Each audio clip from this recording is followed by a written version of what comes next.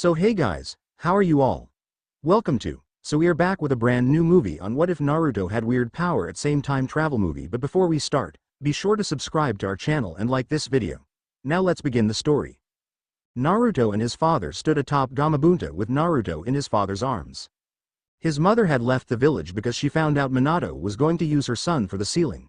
He was still somewhat stricken by Kushina leaving, but he was able to find a way to seal part of his soul inside Naruto for when he unlocked the Kekkei Genkai he had inherited from him. He looked Kyuubi in the eye and threw a kunai at it in his rage.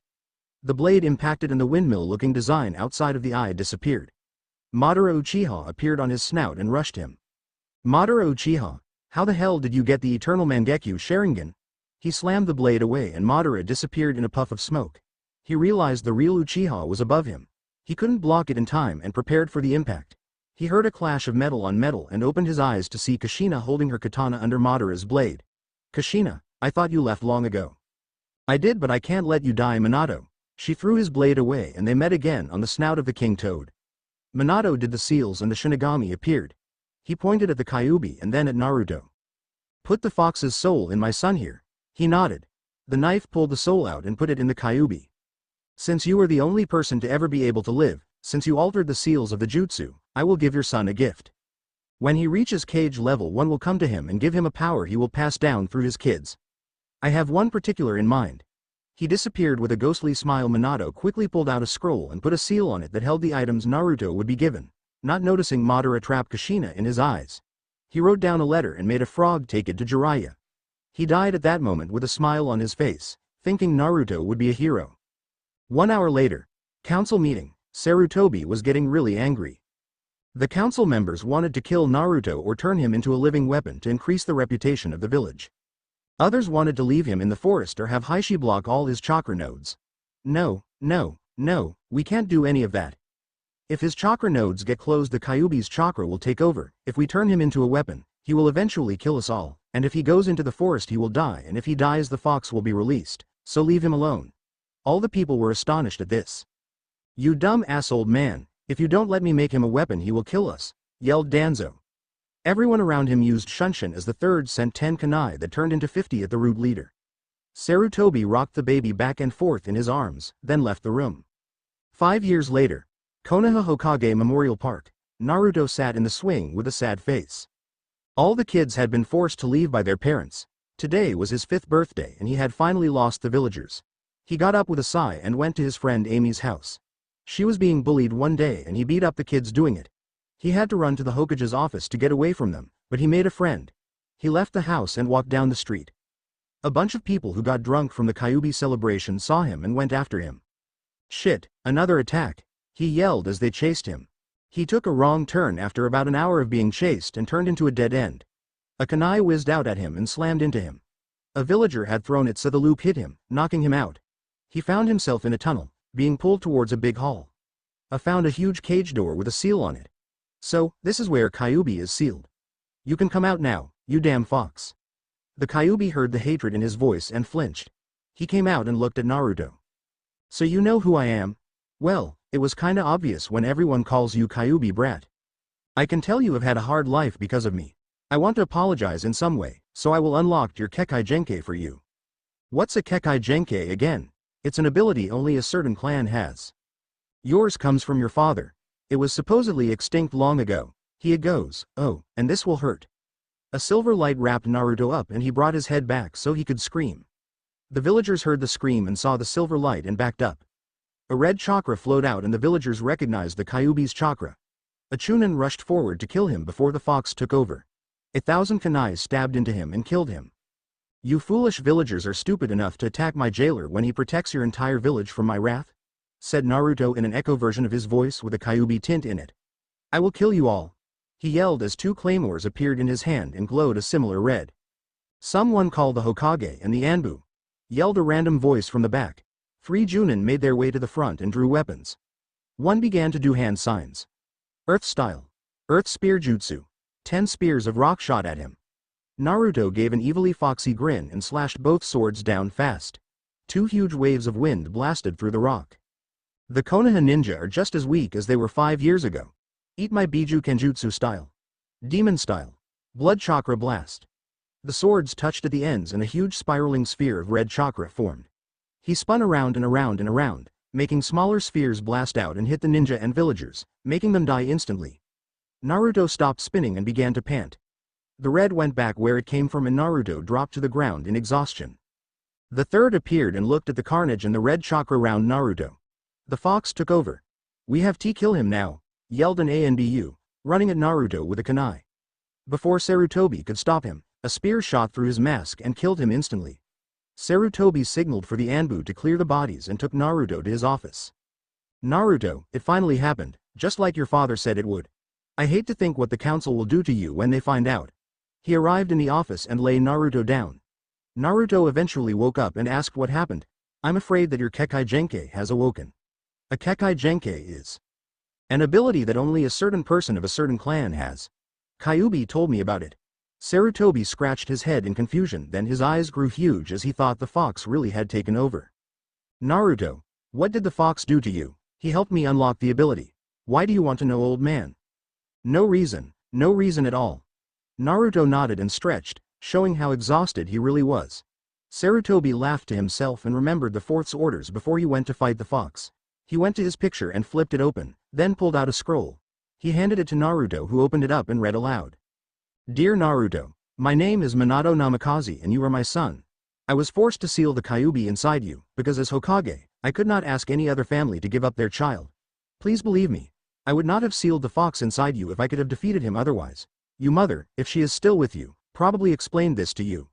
If she is not, then a man named Madara Uchiha has used something called an Eternal Mangekyo Sharingan to seal her inside his eyes. When he seeks you out, cut his eyes and she will be released.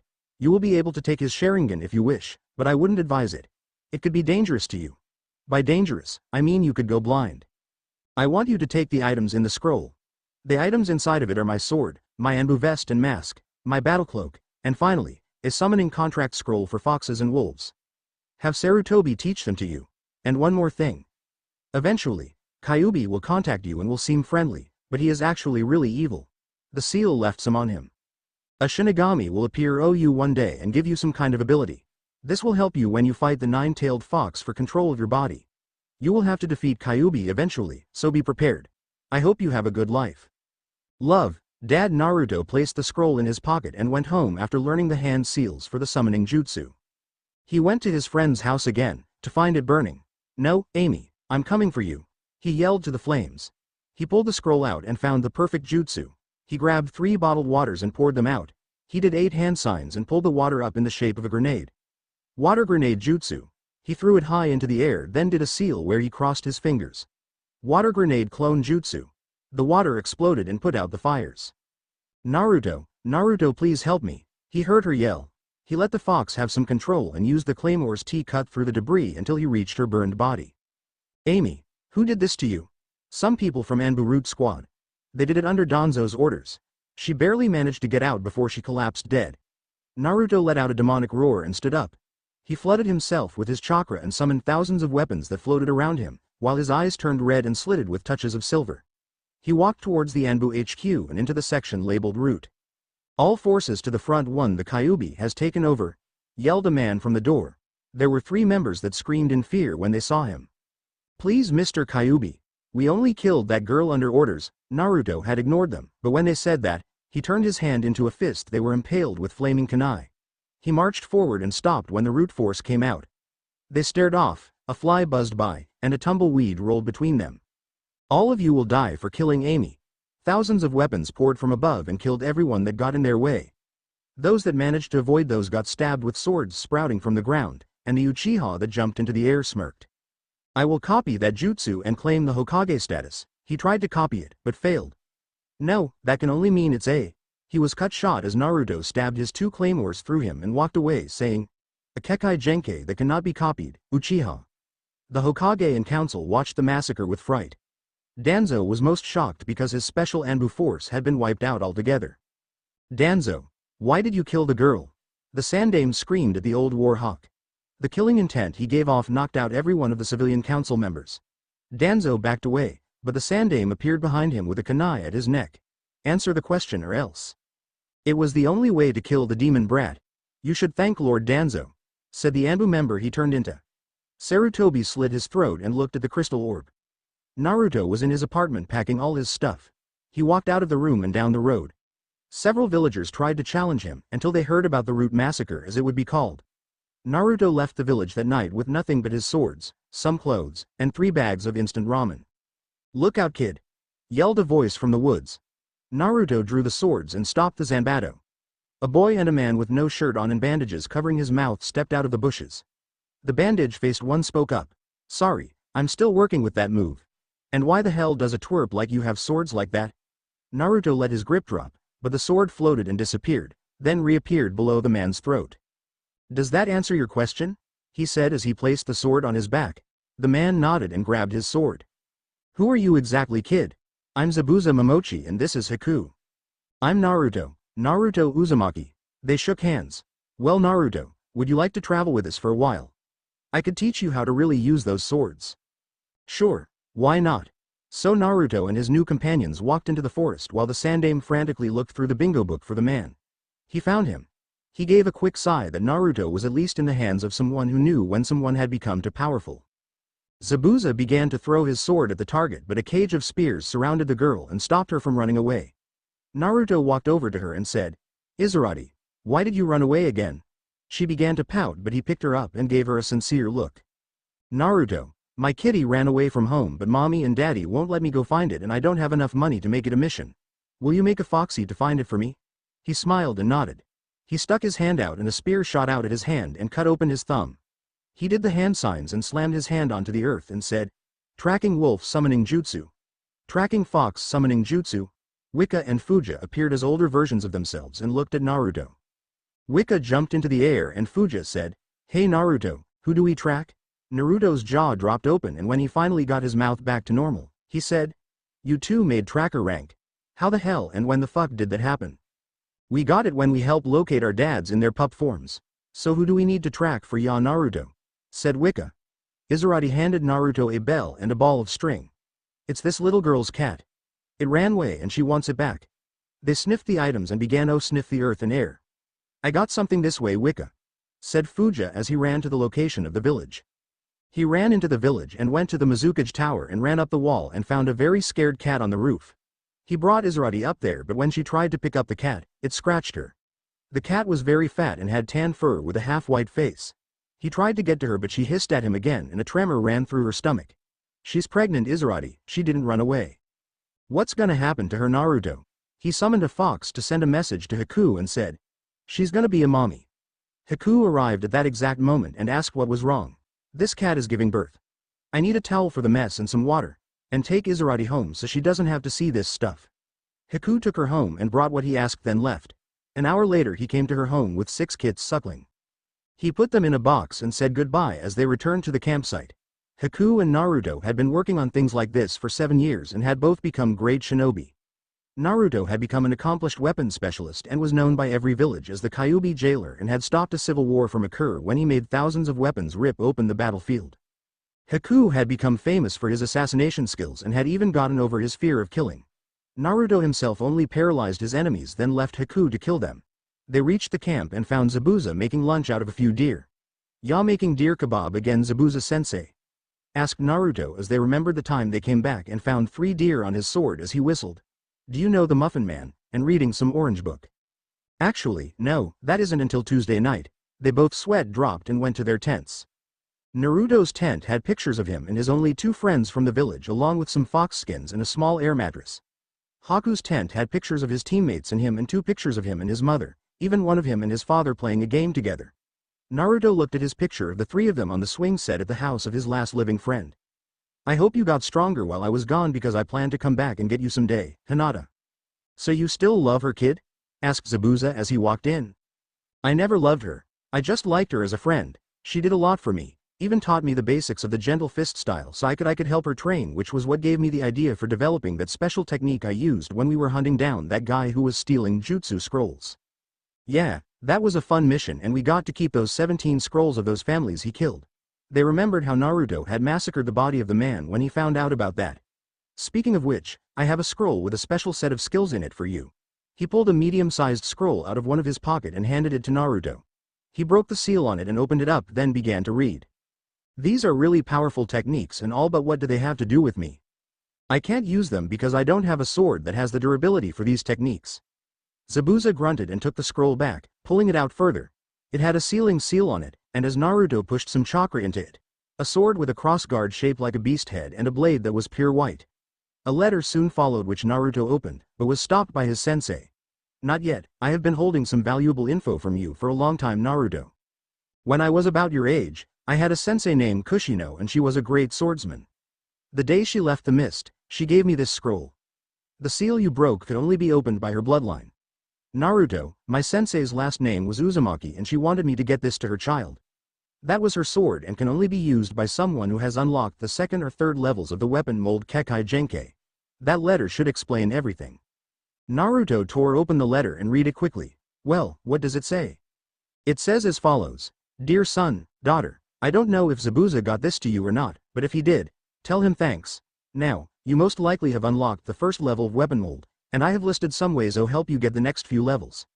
The sword that came out was my sword, as you most likely know. At the moment it is white, but it has 9 different forms, like the 9 different chakras. The white is the first level, and has the ability to alter light for your usage.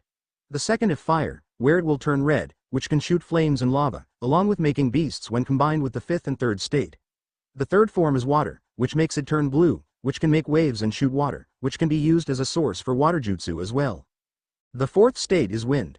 The blade turns gray and shoots out bursts of air and can counter air attacks, and once mastered, can alter the air so you can fly.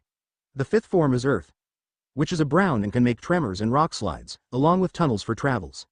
The 6th state is lightning, which is a yellow blade and pretty much explains its powers by its name. State 7 is ice and changes the blade to a darker white and makes blizzards and forms beasts from the ice, as well as freezes and part of your opponent that is wet. Stage 8 is grass and makes the blade green. It makes plants of your choice grow anywhere and can be used for attack, defense, or healing.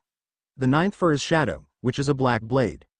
In this form, you turn invisible and gain amazing strength when in a shadow, and can make illusions. I was unable to reach the last 3 forms, sound, steel, and the most powerful I have heard of is time. There was another sword like this one and I heard there was a beast form that made the person obtain an armor that looks like the beast the person most looks like. Anyways, there is one more seal that opens when you have reached Anbu level, which holds a 2nd level. I don't know if I was around to raise you, but good luck. Love, Mom. Naruto stopped reading and grabbed the sword. I can't wait to try out those forms. Looks like I'll need to spend some time on Kenjutsu Zabuza sensei. Zabuza suddenly let out an evil smile and drew his Zanbato from his back. Naruto got a panicked look on his face and went out the back entrance. He ran around the camp for about 10 minutes as Haku salted the rest of the meat and placed it in a freezer hidden in his old village where he kept an ice village. He watched as Naruto used his fox chakra to launch into the sky and then as his sensei used a water bird jutsu to soar up to him. Naruto expelled a large burst of chakra into his hand and feet and rocketed across the treetop with Zabuza chasing him. After a while, Haku got bored and made an ice mirror in front of Naruto, and then made 2 more. He put one in the water that connected to the bird, and one in front of the falling Zabuza. Within the next few seconds, Zabuza and Naruto collided and fell into the fire. They began to jump around from foot to foot as they hit their butts like drums to make the fire go away as they yelled, "Fire on the poop deck!" Seemed funnier in my mind, and finally fell into the water. Haku couldn't hold back the laughter anymore and let it explode out. Zabuza and Naruto jumped on him, but went through an ice mirror and landed in an ant hill. "I'm not gonna let you hit me," said Haku before Naruto pulled him through the ice mirror and stuck his head in the hole where the ant hill used to be that Zabuza dug up. Ants began to cover and bite his face, making the other 2 laugh. The next morning, Zabuza was smacking Naruto over the head with the handle of his Zanbato. "Naruto, wake up, wake up. We never dug Haku out of the ant hill." Naruto held his laughter in as they went to the ant hill and dug the swollen-faced Haku out of the ground. "Why the hell did you leave me in there all night?" They just walked away and ignored his yelling. 1000 ice needles jutsu. Naruto and Zabuza got hit in the butt with 500 ice needles each and began to jump around. Naruto did a fire-style jutsu to melt the ones on Zabuza, but ignited his butt. Zabuza jumped into the lake, then grabbed his sword and began to chase him again. Naruto spun around and hit Zabuza in the neck, paralyzing him. "I need to tell you guys something. You remember how happy you were when I killed that thief sensei? Well, it was actually that poison senbon and that genjutsu that took him out, not my technique. I have never actually killed someone, And I want you to have this back, sensei. He gave him the miniature version of his sword that Naruto had gotten when they went back to camp that day. Naruto, I'm not gonna take this back. You have proven yourself before and you completely deserve it. He handed him back the blade and pointed towards the forest. Go work on your blade's forms and don't come back till you have gotten the first change in the second level Kekai Genkai. Naruto walked off while mumbling something about tape faces. A week later, Naruto came back, followed by the demon brothers and a man with a cane. Zabuza sensei, Haku. I found the demon brothers in the forest and then met Mr. Gato here who asked us for a favor. Gato stepped forward and said, I own most of the ships in the Wave Country. This gets me lots of money, but lately, a bridge has begun construction that will ruin me. I want you to assassinate the head builder named Tazuna. I agreed to the mission as soon as I saw the check with the amount he will pay in advance. Zabuza stood up and walked over there saying, Whoa, whoa, whoa, Naruto, I don't care how much money it is, you don't just. He stopped there because his jaw hit the ground when Naruto put the check in front of his face. Yeah, no, I really don't have a problem, come to think of it. I'll pay you 4 times that amount if you kill the bridge builder. He left the campsite and they all talked it over. In the end, the small group was spending the money on building supplies and things like beds and couches, and sending them through ice mirrors Haku had made to build a hideout. In a week's time, the group was watching TV while sitting on a coach in a newly constructed hideout, with half the money still ready to spend. In the Leaf Village, Team 7 had just left and were having an argument with Tazuna. The argument was still going when Kakashi noticed the puddle. They popped out of the puddle and rushed the group as they said, 2 genin, an old man, and a Chunin. This is just too easy. Naruto and Haku were looking through an ice mirror when they realized there is supposed 3 genin on a team, not 2. If the demon brothers had realized this, they would have been prepared for a boy jumping down from the trees and blocking off their chakra points. Who the hell are you, kid? Said the brother on the right. The name's Benko Hyuga, younger brother to Hinata Hyuga and class genius. I am the strongest person on this team, which is why I was moved up a class. He hit the 2 in the heart, but they were replaced by logs. Impossible, I closed off their chakra points. 2 young boys wearing black clothing stuck their heads out of the trees to reveal masks. We're taking them into custody, thanks for your help. They disappeared before anyone could say a word. They kept walking.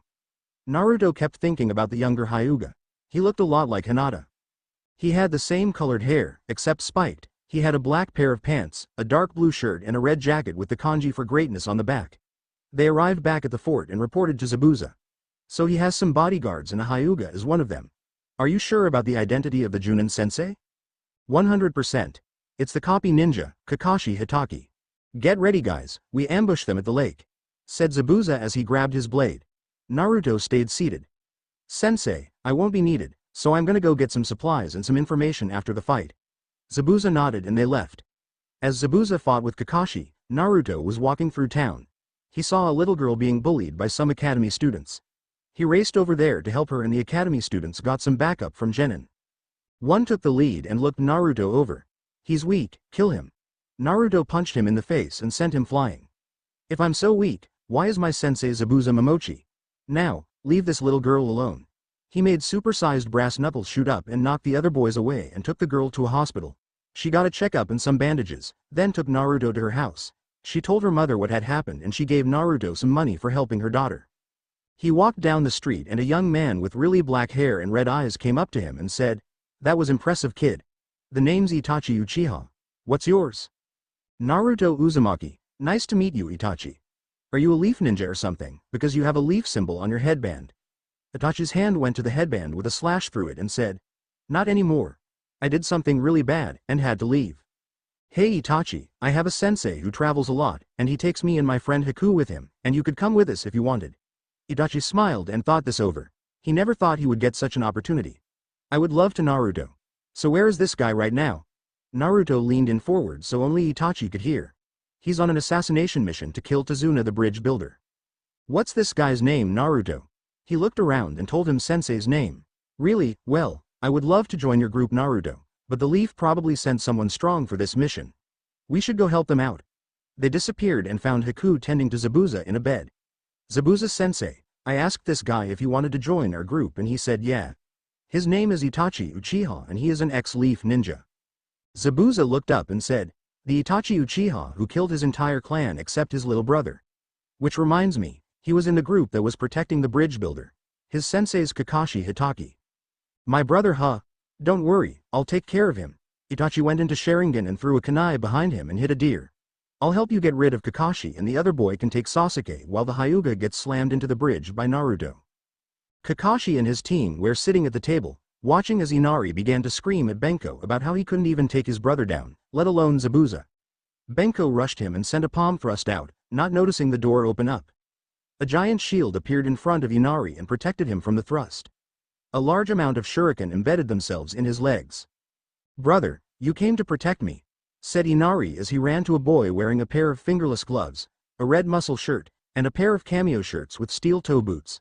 "Long time no see, Benko." "How's Hinata ever since I left?" asked the blonde boy. Kakashi's eye grew wide and he used his Sharingan eye to make sure he was real. "Naruto, what the hell are you doing in Wave Country?" "Hey, Kakashi Hitaki, how ya been, perv?" A twitch appeared on Kakashi's forehead as he got called a perv. "I am not a perv, Naruto. We discussed this," said Kakashi as he pulled out the orange book. A kunai shot out of thin air and pinned the book to the ceiling. "I'll believe that when you go a whole day without reading an Icha Paradise book." He made the kunai return to his hand with the book still on it and threw it out the door. "Haku, can you get rid of that?" They went to the door and saw a young girl about 13 throwing the torn book into the water. "No!" cried Kakashi. "My precious, precious porn. It's gone." He got into the fetal position and began to suck his thumb. Haku came into the house and Sasuke went up to him. He looked at Haku and said, "Hi, I'm Sasuke Uchiha, last survivor of the Uchiha clan. Wanna go out sometime?" Haku punched Sasuke in the gut and hit the pressure points in his arms, making them go limp. Naruto burst out laughing. Sakura began to cry and it only got worse when Haku yelled, "Dumbass, I'm a guy." "Okay, Tazuna, I brought your order." He handed them a basket and left. "Sensei, who exactly was that kid?" said Benko as he pulled out another shuriken.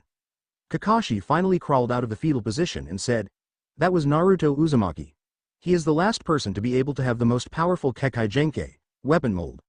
His mom was from the clan that started the 7 legendary swordsmen of the mist."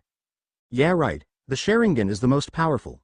No, Sasuke, the Sharingan can copy jutsu, but weapon mold makes weapons out of thin air, water, grass, anything, and doesn't use chakra. But now it's my turn to ask a question. Tsunami, Inari called Naruto his brother, how come?" "Well, one day, Inari was being bullied and Naruto beat up the boys doing it, and ever since, he looks up to Naruto as a big brother." She continued to eat like nothing had happened. "Well, now that we got all this done, I have a special training exercise for you. Please follow me to the forest," said the depressed Kakashi to his students. "What are we doing here, Kakashi-sensei?" said Sakura. "You will be climbing trees. The catch is, you can't do it with your hands, only your feet. Like this." He walked up the tree and showed them. Sasuke said it would be easy and ran up the tree, only to fall after a few seconds. Sakura and Benko finished it pretty quickly, but it took Sasuke 3 hours to get up halfway. He came home and found everyone laughing at a joke Naruto told. "Oh, hey dumbass. We were just telling a few jokes. You know, I've been meaning to ask you something. Are you related to some guy named Itachi? He looks a lot like you." Sasuke instantly had a kunai in his hand, the tip aimed at Naruto's throat. He ate an onigiri and pushed the kunai away. "Wow, for an Uchiha you sure are slow. Itachi was gone before I finished saying goodbye and good luck. Tell me where he is so I can kill him. Now you doby." Naruto chuckled and punched Sasuke in the face, sending him into a wall. Once he climbed out, Naruto answered his question. "I met him in town yesterday for your information. He was very nice, but I was surprised when he told me he killed your clan because he wanted you to become strong as a way to say sorry for never giving you any attention. So he killed all our family?" Naruto left saying he would bring more supplies tomorrow. He went back to the base and reported to Zabuza and Itachi. He doesn't understand it still. "I'm sorry, Itachi, but he most likely never will unless you explain it." Itachi looked disappointed that his new apprentice couldn't convince his brother to not hate him.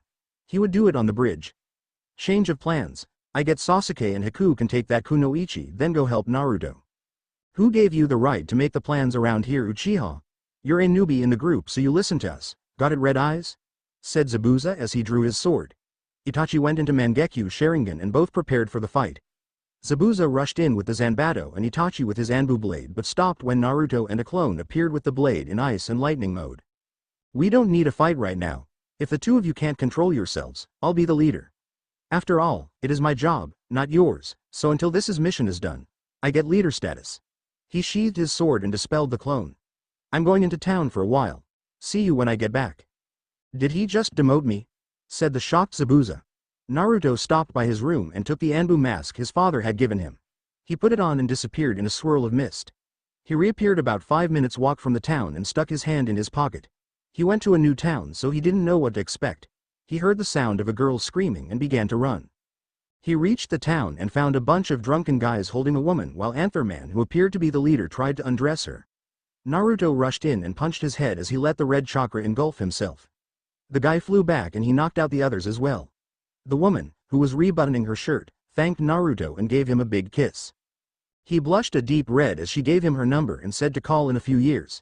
He kept walking as another girl with black hair, green eyes that looked like a black hair Tsunade.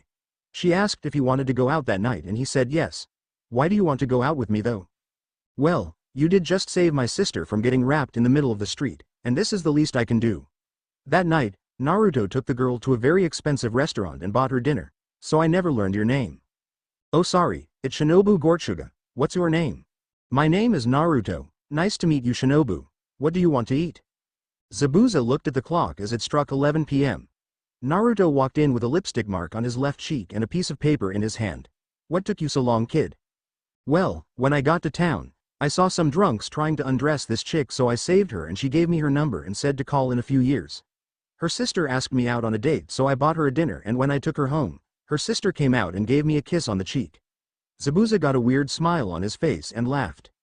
So, Naruto's finally got his first kiss. It's about time you got one. I got really bored of waiting for you to one so I could make fun of you. He began to laugh and tease Naruto until he hit his pressure point, shutting him up. He went into his room and locked the door. Sasuke had just gotten to the top of the tree and was now looking at the moon.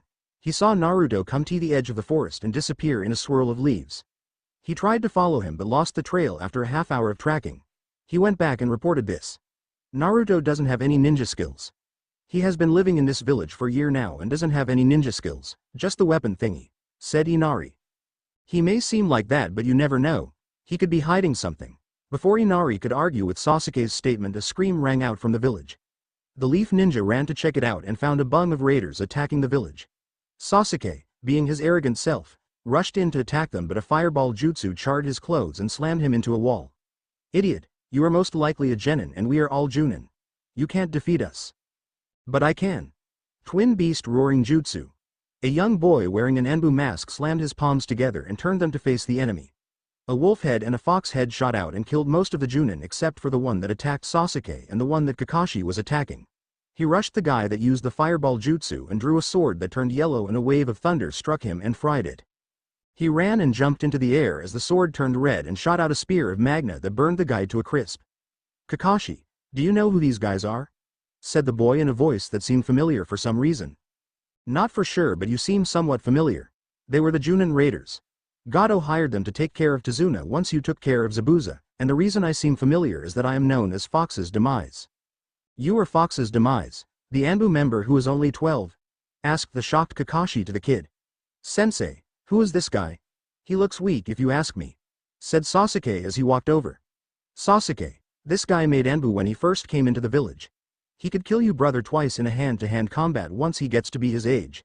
He's known for his swift killing technique that killed hundreds of traitors and thieves. Sasuke smiled and did a roundhouse kick. Fox's Demise caught it and twisted the foot until a crack was heard. Weakling. You could never compare to me, and if you try to attack me again, I will use the ultimate mist kenjutsu on you. He disappeared in a swirl of mist. Sasuke looked somewhat confused. Sensei, what's the mist's ultimate kenjutsu? It's called stealing the family jewels. It cuts off your jewels, if you know what I mean. A shiver ran down Sasuke's spine and he covered his private part. After walking back to the house, Tazuna reported on how the progress was. We shall finish it in a week at this rate. Only a little bit longer till you can go back home. Back at the hideout, Gato was yelling at Zabuza. You weakling. You would have died if it hadn't been for that girl. A senbon implanted itself in Gato's arm and the blade of Zabuza's Zanbato sliced into his arm, detaching it from his shoulder. The red chakra flew out and healed him, stopping him from dying. Do not disrespect my master, or next time it will be your head. Do I make myself clear, dumbass? Nod. Good, and don't send other people to do my job after you gave it to me. Oh, and one more thing before I send you back. Haku is a guy, not a girl. He kicked Gato and sent him off the trees. If you attack your client, they don't come back, said Zabuza as he got up and had Haku replace his bandages. I'm not gonna let that freak disrespect you, sensei. Speaking of senseis, where is Itachi right now? Haku snapped his fingers and an ice mirror popped into existence, showing Itachi becoming a raven and perching on a branch as he watched Sasuke train. Naruto couldn't resist and stuck his hand in, then pulled out one of Itachi's tail feathers. Itachi let out a screech and took off. He beat the shit out of Naruto as soon as he got back. The next day, Naruto and Haku arrived at the house with a bag full of supplies and a new book for Kakashi. Here Kakashi, since we got rid of the last book you had, I got another copy and the latest collector's edition, said Naruto as he threw the pervert an orange book and a gold book. Thanks Naruto, I never would have been able to get this one. Say, do you want to come to the bridge with us? They shrugged and said sure. Once they reached the bridge, they found all the workers dead and 4 people at the end of the bridge. Who the hell did this? Asked Sakura as Tazuna struggled not to upchuck on a woodchuck. You're late. They all yelled at once. Kakashi scratched his head and said, well, I spilled some salt and, wait, I didn't know we had an appointment. They all looked at each other and shrugged. The one on the far right let out a quick burst of chakra and the mist moved away, and to the shock of all present, Fox's demise, Zabuza, the hunter Nin, and Itachi Uchiha were sucking on lollipops. Brother, what are you? How could you? What the hell are you doing here? Yelled Sasuke as he pointed at the lollipop. He pulled it out and twisted it in his hand. I'm eating a lolly. Why? Everybody's sweat dropped and waited for him to stop eating. Okay. Zabuza used the hidden mist jutsu to hide us. Zabuza did as he was told and a thin mist covered the bridge. Hey Benko, we're surrounded if IKB, now Zabuza. How many are there? Said Kakashi as he revealed his Sharingan eye. 12 of them, he said as he activated the Byukugan. Sasuke flashed the hand signs before Kakashi could do anything and shot out a fireball jutsu, destroying 10 clones. Benko, you must have miscounted. There were only 10 clones around us. No, you just hit 10. The last 2 are behind us. They all looked behind them and saw Naruto and Haku get a weird smile and puff out of existence. Hey guys, if you want an answer, look over here. Fox's demise and the hunter Nin took off their masks and showed a smiling Naruto and Haku. Did you like our little act? Said Naruto as Sasuke and Haku met in the middle of the bridge. Why did you do it, Naruto? Why did you pretend to be our friend then attack us? Sakura asked, squeaked to the blonde. He smiled and pointed at Benko. The day I had to stop you from killing Hinata and you smiled when you thought that you hit my heart changed me. I swore I would be the one to kill and save your sister from your father's wrath. They moved over to the side of the bridge and both got into a gentle fist stance. How do you know the gentle fist starting stance? Asked Bento as he struck. Naruto dodged the attack and shot a thrust, shooting a kunai out. Benko jumped into the air and did a front flip into an axe kick. Naruto grabbed his ankle and threw him away from him. He landed with his left leg straight back and his right leg forward with the toes bent so that slid. You're weaker for some reason, said Naruto as they got into a new stance. They locked eyes and said, you're in my field of Devination, in unison. 8 trigrams, 64 palms. 8 trigrams, 64 exploding spikes. Naruto and Bent attacked each other with the attack in reverse of the other. 2, 4, 8. Benko was making no progress as every time he closed a chakra point, it reopened with red chakra. He stopped and tried to dodge the attack as Naruto continued. 16, 32, 64. He made the last few hits and kicked him, destroying the boxes he ran through and denting the crane that stopped him. Ouch, that really hurt. But that doesn't matter, because your attack did absolutely nothing to me. Benko laughed but stopped when Naruto's laugh was heard around the bridge. Benko, take a look at your chakra points. He used the Byukugan on himself and saw his chakra points were now silver and slowly growing outward, the shrinking back again. How did you hit my chakra points? You don't have the Byukugan, and what is this silver stuff in my chakra points? To answer them in order, the 2 ways to know where the chakra points are located are the Byukugan and to crack open a book. I don't need the Byukugan if I do my research. The silver things are pieces of metal that form from my chakra. Zabuza-sensei, remove the mist so they can see what they do. The mist disappeared and everyone looked at Naruto as he smiled. Benko jumped into the air and threw a bunch of paper bombs. Naruto made shuriken intercept the bombs and once the smoke cleared, Benko was holding his bleeding shoulder. I'm sorry I have to do this. Wait a minute, no I'm not. He snapped his fingers and spikes hot out of every chakra point in every direction, destroying the structure of the body. Naruto took out a piece of metal and hit it against a kunai. A seal on each blade glowed bright orange and detonated. Now to help Haku.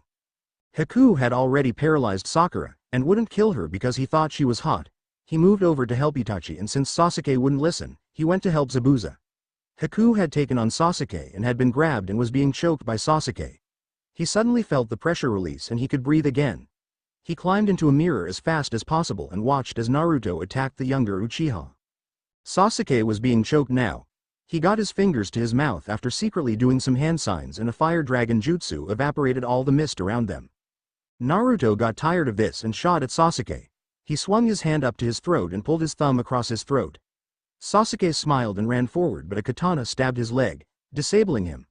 Haku hit him with some senbon, and before they could finish him off, they heard the sound of a lot of birds chirping and someone yell, "Chidori." A sound like metal falling was heard as the mist disappeared. They ran to the area of the sound and watched as the copy ninja slammed a huge amount of lightning into Zabuza, and then as his hand bent down and snapped. Zabuza smiled and his Zanbato turned into him while he became his Zanbato. "What's wrong, Kakashi? Didn't think I knew the weapon animation jutsu," said Zabuza as he did some hand signs and punched his blade. A drop of blood landing on it. It twisted around, surrounded by smoke, and Zabuza stepped out of the smoke. Kakashi did a second set of hand signs after a shadow shot out of nowhere and restrained Zabuza. He sent the Chidori out in a burst and expected it to hit him, but instead it hit Naruto. He crumbled to the ground and stayed there. The two Zabuza rushed Kakashi and began to attack. "Sensei, I'm okay, just a little winded, but Kyuubi used half its chakra healing me and I nearly died, so watch that move of his." Kakashi looked at him and his gaze switched to behind him. "It's about time you got here. And you brought your teams," said Kakashi. "Well, I couldn't let my most youthful arch-enemy be defeated." 3 guesses who said that. "Shut up, guy. It was bad enough that Zabuza Momochi is here, but we also have to deal with Itachi and Fox's demise, along with the last wielder of the most powerful ice and water Kekkei Genkai that hundreds of jutsu have been based after," said another man. "So troublesome," said another voice as a smack was heard. "Shut up, Shikamaru. Who should I take over, sensei?" asked a feminine voice. "Let's get this over with before I run out of snacks," said another voice with a few crunching sounds in it. Naruto sent out an orb of red chakra and flooded it with his own, revealing a guy with a cigarette and set of trench knives. A guy in green spandex with huge eyebrows and a bowl cut with a mini-me beside him. A boy Hyuga stood next to a girl in a pink shirt with her hair in a bun. A lazy-looking kid was in between a fat kid and a girl dressed in purple. "Who the hell are you people?" said Itachi as Naruto and Haku strapped on the masks again. Zabuza looked at Naruto and whistled. "Naruto, use the blade I gave you." Naruto looked shocked for a moment, and then pulled off his mask. He stabbed himself in the gut and spat blood on the inside of it. The Kyuubi healed him quickly as a small spiral of smoke appeared. A white blade landed in his grasp. A small set of seals disappeared and took the blood with it as a transformation took over the blade first, then Naruto. It turned a dark red with black edges as Naruto's head went down. An evil aura came off the blade as Naruto slowly raised his head, revealing his eyes the same as the sword's. His hands had become 5-inch claws, and a long red tail shot out of him, followed by another and another until he had 7. Death sentence mode. Flowing demon blood. He rose and slammed his palms together as a wave rose on both sides of the group and became orange. They disappeared and got into groups. Ino and Tenten, help Sakura. Neji and Shikamaru help. Asuma with Itachi. Choji and Lee get the hunter Nin. Guy can take Fox's demise while I take Zabuza. Ordered Kakashi as he summoned a huge dog with a giant in its maw. It ripped through the water clones and ran around the two Zabuzas in an intricate pattern. Kakashi sliced the air and dog disappeared, leaving the swordsman and his animated blade in the middle of a summoning seal. "Die Momochi!" yelled the Cyclops as he put his bleeding finger on the line the dog made that led to the seal. His blood flowed into it and a giant dog head reared up and bit the two masked men. They stood there with their hands in their pockets as an incisor snapped both in half, revealing them to be hardened ice clones. Kakashi fell to the ground and passed out from blood loss. The 3 girls, after healing Sakura's injuries, attacked the real Zabuza had been about to attack and kill Kakashi. "Ultimate attack, Rising Dragon Army Jutsu," said Tenten as she jumped into the air and unsealed 4 scrolls. Weapons came out of 2 while more scrolls came out of the other. She used a shadow clone jutsu to unseal them, then turned the clones into scrolls and unsealed them, while Ino and Sakura used genjutsu and a few ninjutsu to stop Zabuza. Hundreds of chakra strings attacked to each weapon and brought them up from the ground. "Weapon tornado strike," she said as she and the weapons began to spin. A tornado formed and ripped open the bridge. Zabuza blocked the attack with twin water dragon jutsu and sent the future weapon mistress of Konoha into the ocean. Sakura and Ino had run away and were currently cowering behind Neji and Sasuke, who were tag-teaming Itachi with Asuma and Shikamaru restraining him. Haku popped a soldier pill into his mouth and knew he would have to use the most powerful attack he had. He made a water clone to occupy his enemy while he ran through over 200 hand signs. At least 100 demon ice mirrors appeared and trapped the duo. Each mirror had the picture of a weapon on it. Haku went into the only blank one. He came out a mirror with a picture of a katana on, and once his left hand came out, an ice-white katana was in it and the mirror was blank. He slashed Choji across the chest and aimed for Lee, but he kicked the blade off at the middle. Haku fused into a mirror with picture of armor on it and came out of one with picture of a bow and spear on it. He came out in an armor of black and red with a green bow on his left hand's back and a spearhead on the right's. He lunged at them and the spearhead dropped onto his hand, followed by a wooden shaft that connected to it. He jabbed and slashed at them, shot a few arrows, but was running out of chakra. He faded into a mirror and pulled out a scroll he began to read and popped a red pill in his mouth. Kyuubi chakra surrounded him for half a second before fading. He jumped out of one near the top and landed on a platform. With one hand sign, all the mirrors merged into what resembled a gate. It had a dragon head on it, and had the kanji for beast on it. Haku appeared on top and punched downward, opening the gate. Guy stood in one of the more advanced strong fist stances and opened up the first two gates. The demonized boy cracked his knuckles and smiled. "I know you most likely don't remember Mr. Guy, but since you saved my life dozens of times, I will not kill you, today at least," said the boy as he brought the tip of the blade over his shoulder with his arm across his chest and swung it outward. A small wave appeared and twisted into a spiraling orb, which Naruto caught and slammed into Guy. He smirked and said, "Dark Rasengan, Demon Strike Jutsu." Guy was sent spiraling into Zabuza as he remembered Naruto. Yeah, flashback. Guy was walking down the street when he found a group of villagers and ninja in a large circle. Cries of pain and anger were heard as he rushed to see them attacking a 3-year-old boy. He used his taijutsu to bet them down. He cast a genjutsu on the villagers, showing them what would happen once they killed Naruto. "What's wrong with you? Do you think this unlucky youth had a choice in having it sealed inside him?" said Guy to all present, backing them look down in shame. A squad of Anbu appeared and drew their swords as Guy carried Naruto away from the screams of agony. Day after day, Naruto was attacked, and Guy saved him. The attacks eventually stopped, but when Guy was forced to go on a mission outside of the village 2 years later, he came back to find the village celebrating Naruto leaving. He heard a man talking about how his wife had become a hero because she was one of the people that had died when Naruto unlocked his Kekai Genkai, and Guy lost it. As he walked away, people gathered around the dead body of a man with a kunai in his forehead and heart. Guy rushed to the Hokage tower and kicked down the office door.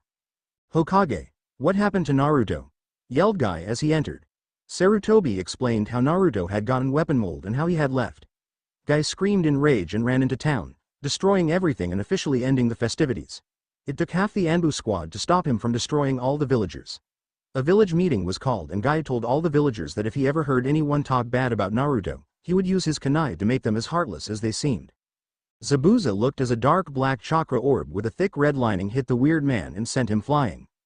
Zabuza caught him and set him down, knowing he was one of Naruto's precious people. A sheath appeared on Naruto's back as he placed his mother's sword into it. It slid in and went blank again. They heard a crack as Haku punched his best gate. A look of horror shot across the faces of the supposedly fearless men as a head appeared. It had purple eyes, golden brown hair, and fangs the size of summoning contracts. Its body soon followed and Haku blacked out from exhaustion.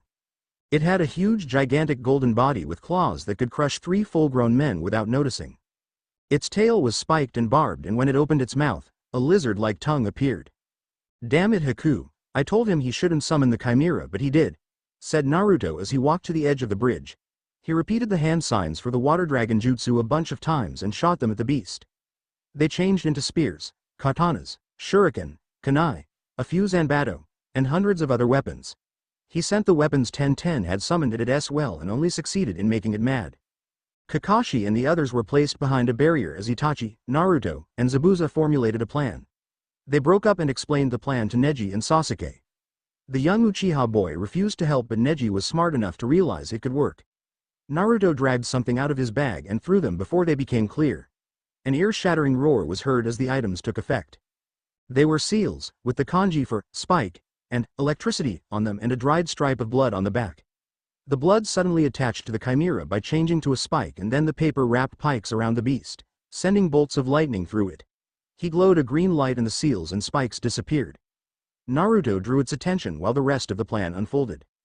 Neji struck the oversized chakra point in his front legs, bring chimera onto his knees, giving Zabuza his opportunity. He slammed the oversized sword into the mouth of the chimera and pinning it to the ground. Itachi appeared on his nose and used Tsukuyomi on it. He disappeared as Naruto was looking back and forth between the chimera and the Itachi next to him. What the hell? Itachi, how did you appear on the beast's nose but still be right beside me? Well, you see Naruto, I'm a genjutsu clone, said the copy of his friend as realization dawned on him. Itachi had shown him a genjutsu clone that became a flock of ravens when it was dismissed and could relay messages at any time. Naruto began to nod and thought of something. He went over to Haku and pumped a little Kyuubi chakra into him to bring him out of his blackout. Hey, I'm gonna restore some of your chakra, and I need you to open 2 ice mirrors large enough for that to go through. One in front of it and one right in front of the door, then close it. As he said this, the chakra infusion was halfway through. A few seconds later, Haku stood up and made a set of mirrors larger than the gate the chimera had barely gotten through. Naruto, Zabuza, and the Itachi clone used a few Earth-style Earth Wave jutsus and sent it into the first mirror and back through the gate. A clapping sound was heard and the mist moved away to show Gato and some Chunin raiders preparing to attack. Naruto went into a familiar hand sign and hundreds of clones appeared. Shadow Water Clone Jutsu, he said as they all focused the chakra to their hand and made a Rasengan. Kakashi came back to consciousness and noticed the jutsu. Impossible, that's the 4th jutsu, and even I can't use it to an extent that my elemental chakra is merged, he said as the wind whipped around the orbs. They all charged and took a Chunin. The real Naruto punched Gato with brass knuckles and broke his nose. He used a sky kick, sending the little troll into the sky. He appeared above him and began to rapidly punch and kick him. Ultimate Mist Taijutsu, Mist Rose style. He yelled as he punched Gato and a rose came out of the mist and exploded. This happened every time he hit, and eventually Naruto had killed Gato and was just repeatedly punching him. All the roses wrapped around his hand as he punched, sending the rose into the body. It consumed the body and roses erupted over a 10-feet area. Zabuza walked over to Naruto and placed his hand on the boy's shoulder. Zabuza pulled his mask down and smiled at his student. You did good, kid, you did good, he said right before Naruto smiled back and passed out. Zabuza looked at the leaf ninja and yelled, Hey Kakashi, I'm taking Naruto and Haku back to Mist and making them ninja there as well as readmitting myself, he said as he put Naruto on his back and Itachi did the same to Haku. Naruto went into a spasm and said, Sensei, please hurry, that lightning almost killed me. Kyuubi couldn't heal the damage to the internal organs. Go. They disappeared as the groups gathered around the flowers. The next day, Tazuna was able to get some help from some shadow clones and finished the bridge ahead of schedule. As the group of ninja left, Tazuna told them what he was calling the bridge. What are you calling it? Yelled Sasuke that he had been outdone by that twerp. Tazuna, Kakashi, Asuma, Neji, Guy, Lee, and Shikamaru all sighed and surprised the girls by all saying, so troublesome. All together. I said I'm naming it the Naruto Rose Bridge, but before you leave, I have 2 questions that were submitted by a reader. Why did Naruto act so friendly to us then try to kill us, and why was he wearing a leaf Anbu mask if he is a rogue ninja? Well, he most likely got close to you for information on our progress, and that Anbu mask was his father's, the 4th Hokage of the village. All the girls had thought he looked cute, but when they found out he was the heir to the most respected clan in the village, they all screamed in delight and almost were left behind. In the village hidden in the mist, the Mizukage, who was new because the old one had gotten all fat and stupid, was readmitting Zabuza to the 7 and giving Haku and Naruto mist headbands while he gave Itachi a raven Anbu mask. Zabuza, I understand why you tried to kill the old Mizukage, so I will make you a Chunin again and restore you your place on the 7 swords of the mist. Haku, I would like to join our hunter Nin, but he must be a Chunin, so you will have to get a 3rd member and compete in the Chunin exam that will be happening in 1.5 months. Also, I want Itachi to take over Anbu under the name Raven and Naruto here to begin his training to become part of the 7. Though, while you were gone, we had some changes to the 7's roster. Kisame and Ryaga left, taking their swords with them. Kisame we know tried to join some group called the Akatsuki but was not accepted, so maybe you could convince him to come back if you see him. Ryaga on the other hand is to be killed on sight and you should bring the blades back, said the man as he finally stepped out of the shadows. He wore a red trench coat, had a large broad sword on his back and had 2 pistols from the outside world on his side. His hair was white and he had some kind of black scaling on his right shoulder. Just to clarify, this is Dante from DMC for you fans, but he will be the only crossover. Oh, and I also have no development on Kushino's sword. Naruto looked at Zabuza and drew the sword from the air. Mizuka sir. Zabuza-sensei gave me a scroll from my mother and the blade was sealed inside. Dante looked the kid up and down and smiled. Interesting.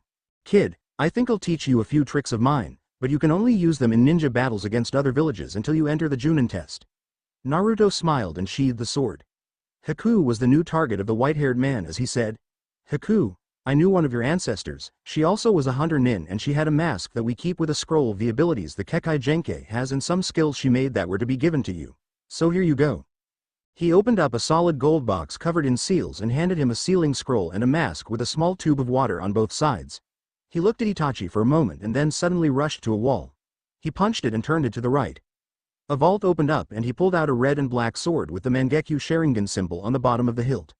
This sword belonged to Madara Uchiha, and you deserve to wield it.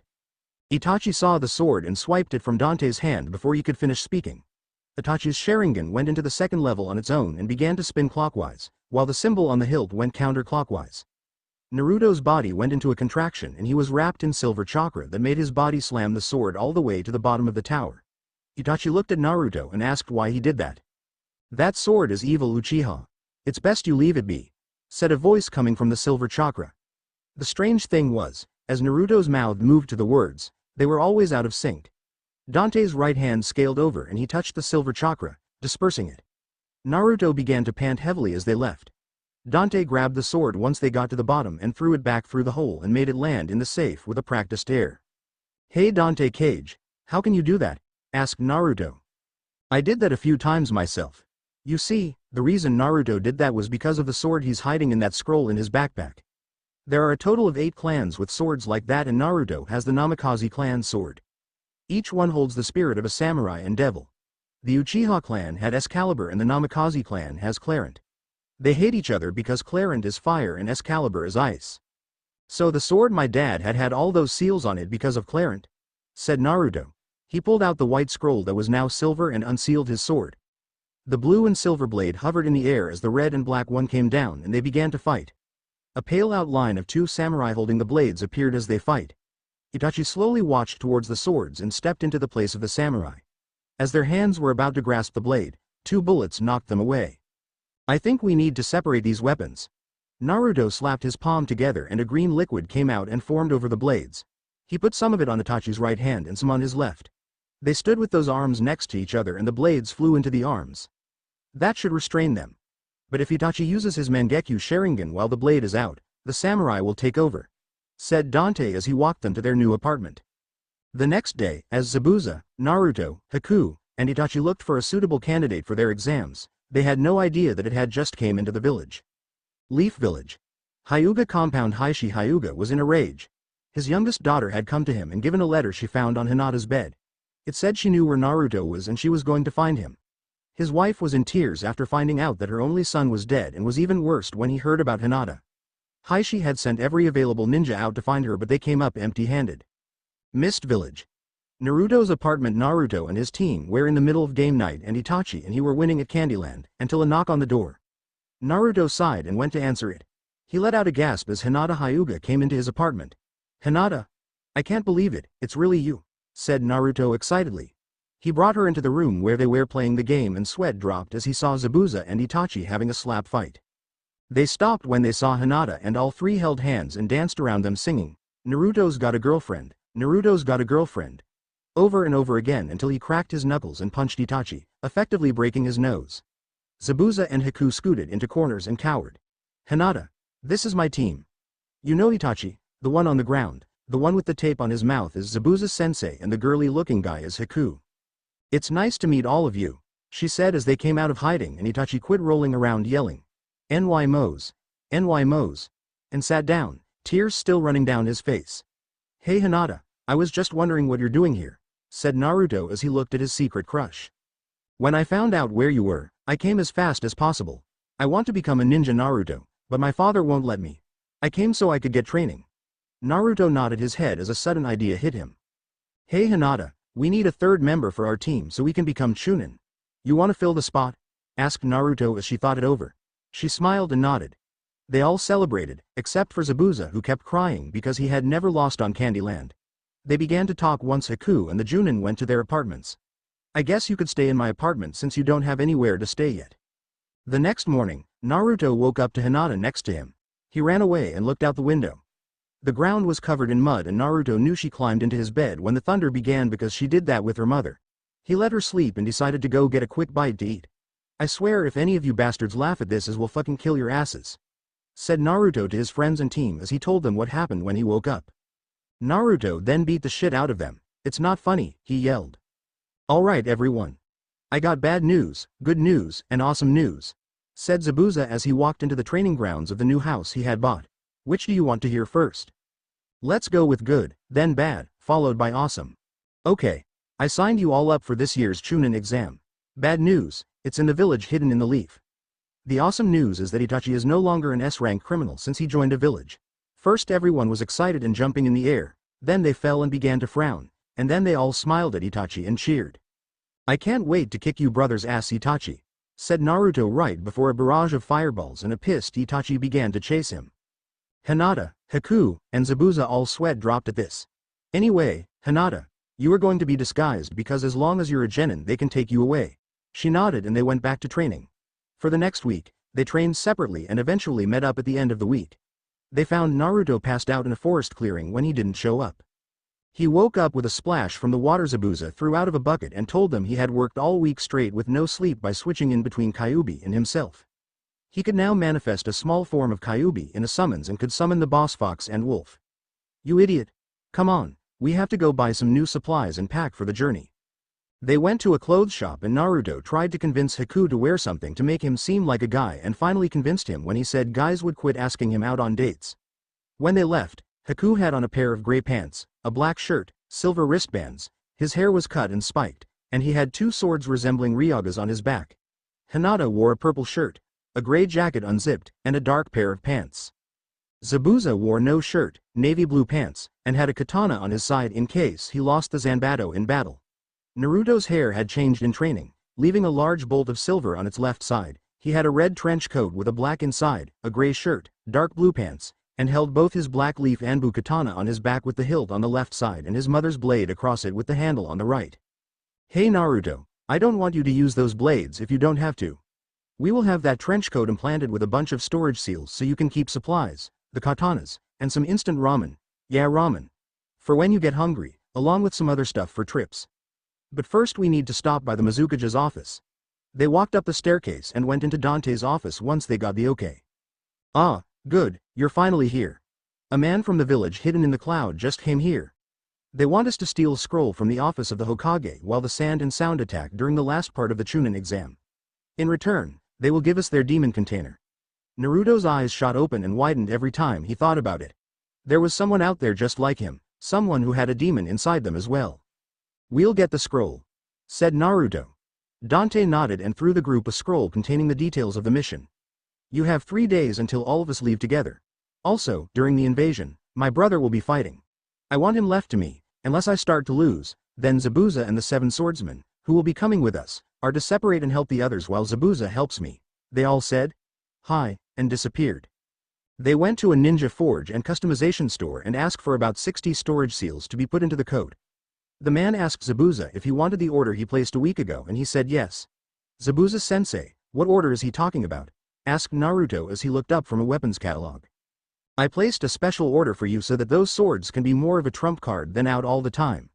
Before he could push any further, the old man came back out and handed a long and wide box. He handed it to Naruto and Haku and told them to open it. They placed it on a table and forced chakra into the seal on top of it. A gasp was heard as they marveled at the weapons inside. For Haku, a small katana was laid with the handle's side open like a door, a vial of poison near it. A strap with hundreds of compartments for senbon was underneath it. A halberd with a red handle, a black blade with a red outline and a fox head with 9 things that looked like miniature tails was on the bottom. The katana is able to hold several types of poison and send it through the blade. The halberd uses chakra to control blood outside of a body and is hollowed out so chakra and a jutsu or kekai genkai can go through it. Naruto and Haku each looked at the blade. Naruto smirked and swung the blade at a target dummy.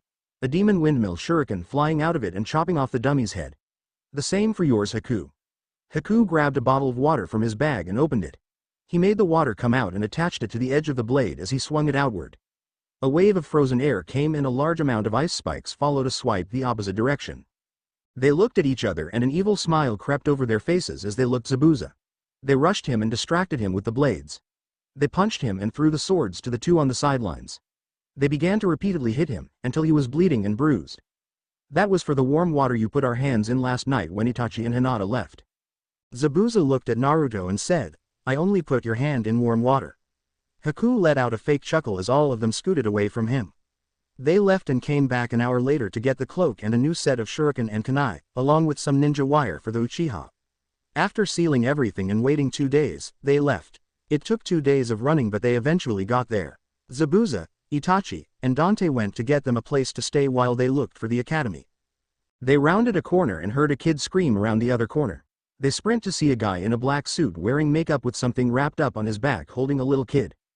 A girl dressed in a white skirt, a white shirt and nothing other than fishnet over her top half said, Kankuro, leave him alone. It was an accident. He was going to say something but a katana and a halberd pressed against his throat stopped him. Naruto signaled to set the kid down and he did. He waited till the kid ran away and punched Kankuro into the tree, making Sasuke and a guy in weird clothes and a gourd on his back fell down. The guy with the gourd got up and a stream of sand shot out at Naruto, who stopped it easily. Kyuubi took over and said, Good to see you again Shikaku. How have you been? Hello Lord Kyuubi. Me be fine. This boy take me in. He let me read nice orange book. Me really good. Temari and Kankuro looked amazed as the two demons talked. The demons returned control of the body to the jailer and the two teams separated. The Kyuubi kids team began to laugh as they began to speed up. Poor Shikaku, being sealed wrong made him go crazy. Would you believe that he used to have an Australian accent and a boomerang and always say, Good, eye mates, all the time. When Naruto relayed the message, they all laughed and sped up. They reached the academy quickly and went inside. They registered and watched as Team 7 came in and Sasuke snarled at them. Sasuke, stop. We don't want to start a fight. Sai, help me hold him down, said Sakura to the Uchiha and new teammate who could really use a tan. Naruto laughed as they struggled and a bunch of new people came in. It was a bunch of leaf genin. One with fang markings on his face snarled at him.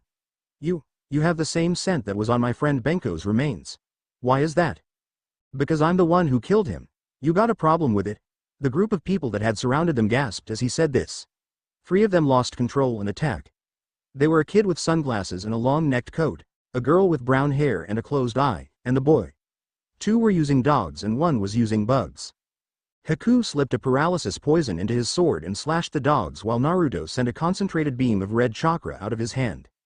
The fingers were in a seal that had his thumb sticking up and bent downward in the middle with his pointer and middle finger together, pointed at them. They rocketed into the wall while the disguised Hinata laughed. Don't mess with this punk. I could have taken you out with a snap of my fingers.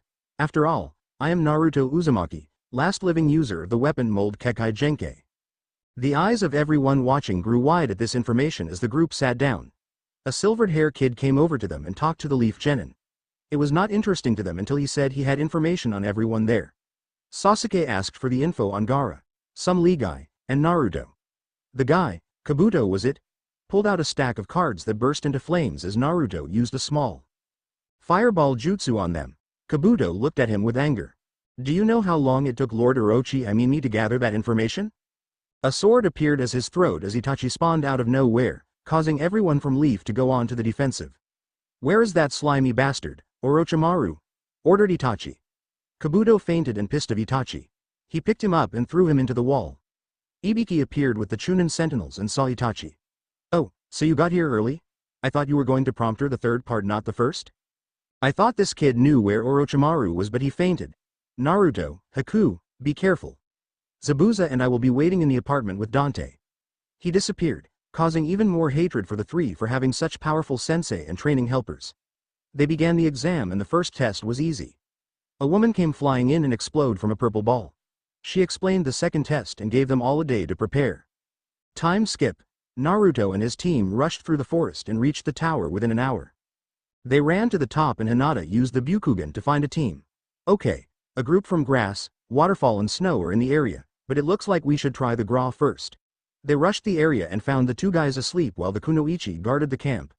Naruto snuck up behind her and whispered something in her ear. She glowed a red to rival even Hinata's and fainted. They blindly stole everything the enemy had, disqualifying them. Time skip. 20 minutes. Damn it, we got the wrong scroll. Scowled Haku as they saw they had grabbed a second Earth scroll. Naruto laughed at him and said, "Dude, are you kidding me?" That grass nin was loaded with cash in every pocket. They had 3 bottles of soldier pills, 6 sets of weapons each, and 3 scrolls on their village's techniques. Do you know how awesome that is? Haku had to admit that Naruto did have a point there. They each took a bottle of pills, a scroll, third of the money, and 6 weapon sets. Okay, let's try Waterfall Ninja. They attacked the camp head-on and once again took the wrong scrolls. Haku, I know you're mad, but look at it this way. We now have 2 teams that won't pass, or we could use these things as bargaining chips. Plus, Hinata got a katana. You got a 4 set of windmill shuriken and I got a jutsu scroll for a water blade, dragon, bird, and claws. Now, for the next group. Haku shook his head and they attacked the camp. This time, they attacked snow. They got the heaven scroll and a bunch of jutsu for Haku from the bags of the enemies someone had already killed. The trip to the tower was delayed as they found Sasuke snapping a sound Genin's arms. He was laughing like a crazy person, until Naruto punched him in the face. They grabbed the sound ninja and left, after Haku gave Sakura an extra earth scroll. Once they woke up, the exhausted team told them about Orochimaru's orders. Well, you could always come back to Mist with us and train under Itachi. He's been pushing for students lately. They talked for a little while and agreed to come. The group took the last earth scroll and they all headed to the tower. Itachi, Zabuza and Dante all sat on a couch laughing as Asuma and Kurenai held Kakashi back. Their team had arrived and had brought a converted sound team with them. Itachi screamed like a schoolgirl, literally, it broke some glass, when he found out he would be a teacher. Kakashi gave up once they all left to train. Dante was training Naruto in something called gunslinger style, and once he mastered that, he began teaching Royal Guard. Zabuza and Haku learned some of those jutsu together and combined it with Kenjutsu training, while Hinata worked on Genjutsu with Itachi and his new team. After 4.5 days of training, the teams were pretty much guaranteed to pass. On the 5th day, all the teams arrived and took up a line formation while the Hokage and Itachi explained the rules. They all waited for the names to shuffle, except Kabuto, who had dropped out.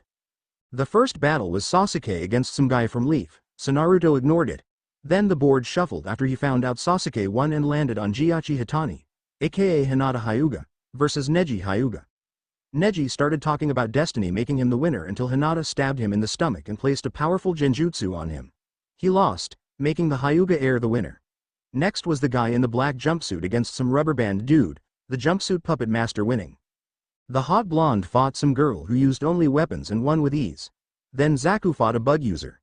Zaku used multiple airstrikes to make him think that was the base of his attacks. His arms got stuffed with bugs, so he switched to a jutsu Itachi taught him. Blue and white flames shot out the arms in sphere shapes, knocking Shino into the wall and burning the bugs. Kin fought a shadow user who fell victim to an earth dragon jutsu. Finally it was Naruto's turn and he was fighting the same guy with the pup. Naruto was getting bored, so he used a move Zabuza made called Dragon's Flight / Kenjutsu.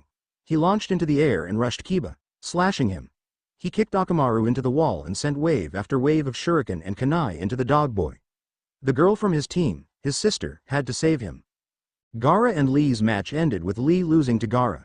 Dosu took out Choji easily. Haku was the last battle against the pup girl. He put knockout poison in the blade and slashed 2 of the pups, but one was able to dodge the attack and do a beast man mimicry on him. They shot forward, right into 2 demon ice mirrors, making them collide with each other. Ino Yamanaka and Sakura Haruno beat the shit out of each other and the winner was Sakura. The winners were all told to draw a piece of paper and Sai was automatically passed. The matches placed Hinata against Sakura, Temari against Kin, Zaku against Sai, Dosu against Kankuro, Sasuke against Haku, and finally Naruto against Gaara. They all left to continue their training for a month. Naruto took 2 days of training with Dante to master his 4 styles. Naruto took a break on the 3rd night and went to a small lake. He found the girl named Hana Inuzuka crying. "Hey, what's wrong? Are you okay?" asked Naruto as he sat down next to her and then scooted away a little as she growled at him. "This is all your fault," she screamed, pointing a finger at him. "If you had just knocked my brother unconscious, I wouldn't be like this." "What the hell? Don't go pointing fingers at me, bitch. I don't even know you," he yelled right back in her face. "I have every right. Because I saved my brother instead of letting him die like any honorable Inuzuka," I got disowned. All I have is my clothes and a few scrolls, a few weapons, no money, and my dogs. I don't know what to do. She began to cry again and leaned up against him. He rubbed her back trying to calm her down. She wouldn't stop crying, so he did the only thing a guy would do when a really hot girl won't stop crying on him. He kissed her. When they finally separated, the first thing she did was slap him, then kissed him again, much to the dislike of the dogs and the fangirls hiding in trees and bushes. So you have nothing except those things? Nod. Well, you could always come to Mist with us. I mean, I guess. He leaned in so only she could hear. Since you are my girlfriend and all. Her heart jumped out of her throat and back into position, only to start pounding heavily. Hana's mother watched as he claimed her as his mate with the signature bite on her neck, growling inwardly. Naruto woke up the next morning with a naked Hana next to him. He slowly climbed out of bed and wondered what happened. I possessed you and managed to get you laid, Kit. Naruto became furious and went to his soul room. Damn you, Kyuubi. Why the hell did you do that? Kyuubi scowled and said, Kit, I haven't seen any action for almost 300 years. Give me a break here and there. Besides, if you want a different girl, you can. The Mist has that thing where you can marry more than one person if you want. Naruto got less angry and began to laugh. He left the soul room to find Hana cooking. Usually this wouldn't be a problem, but she did it in nothing but a white towel. Morning, Naruto. Did you have fun last night? Kyuubi's memories flooded into him and he nodded vigorously. She smiled and went to change. Her partners lay on the couch watching Saturday morning cartoons. They really liked Jerry from Tom and Jerry. An hour later, Dante walked in and Hana ran to the room to get makeup on. Dante kept looking back and forth between Naruto and the room Hana went into. He walked over to Naruto and patted him on the back. Way to go, kid. You got laid and you're only 14. Naruto inwardly groaned. By lunch this would be all over the village, since Dante sucked at keeping secrets. Naruto still wanted to go out with that blonde from Sand. He would tell Hana about having more than one wife later and see how she felt. They went to the training field and Naruto began his first day of trickster training. After a few hours he was wiped. He wanted to take a dip in the hot springs. He found an old man peeping the girls and shot him with a chakra beam. The guy turned around and said, What's the big idea? Do you want me to get caught or something? And who the hell are you? In order, I hate pervs, yes I do, and I'm Naruto Uzumaki. The old man was mad then got a weird smile on his face. So you're the Hana chick keeps talking about. Do you know how many position recalled that I've never heard of? Oh, this is great stuff for my next book. He said as he jotted some more down. Another 3 bullets obliterated the pad and made him mad. Peer RRVVERRTT, he yelled, bringing all the girls out to kick his ass while he walked away after smiling at Hana. He watched and waited patiently for the Sannin get up and walk over to him. Why did you do that? So you would train me. I already have a summoning jutsu and a super-powered Rasengan, so those are out of the question. I do want to learn some water-style jutsu, but if you can think of one I don't know that is a basic, try me. Jiraiya looked the kid over. You can't do the Rasengan, you little mmphhn. A dark Rasengan with a red lining shot out of Naruto's hand. You like it? It's a combination of Kyuubi and weapon mold chakra, with my own as the core.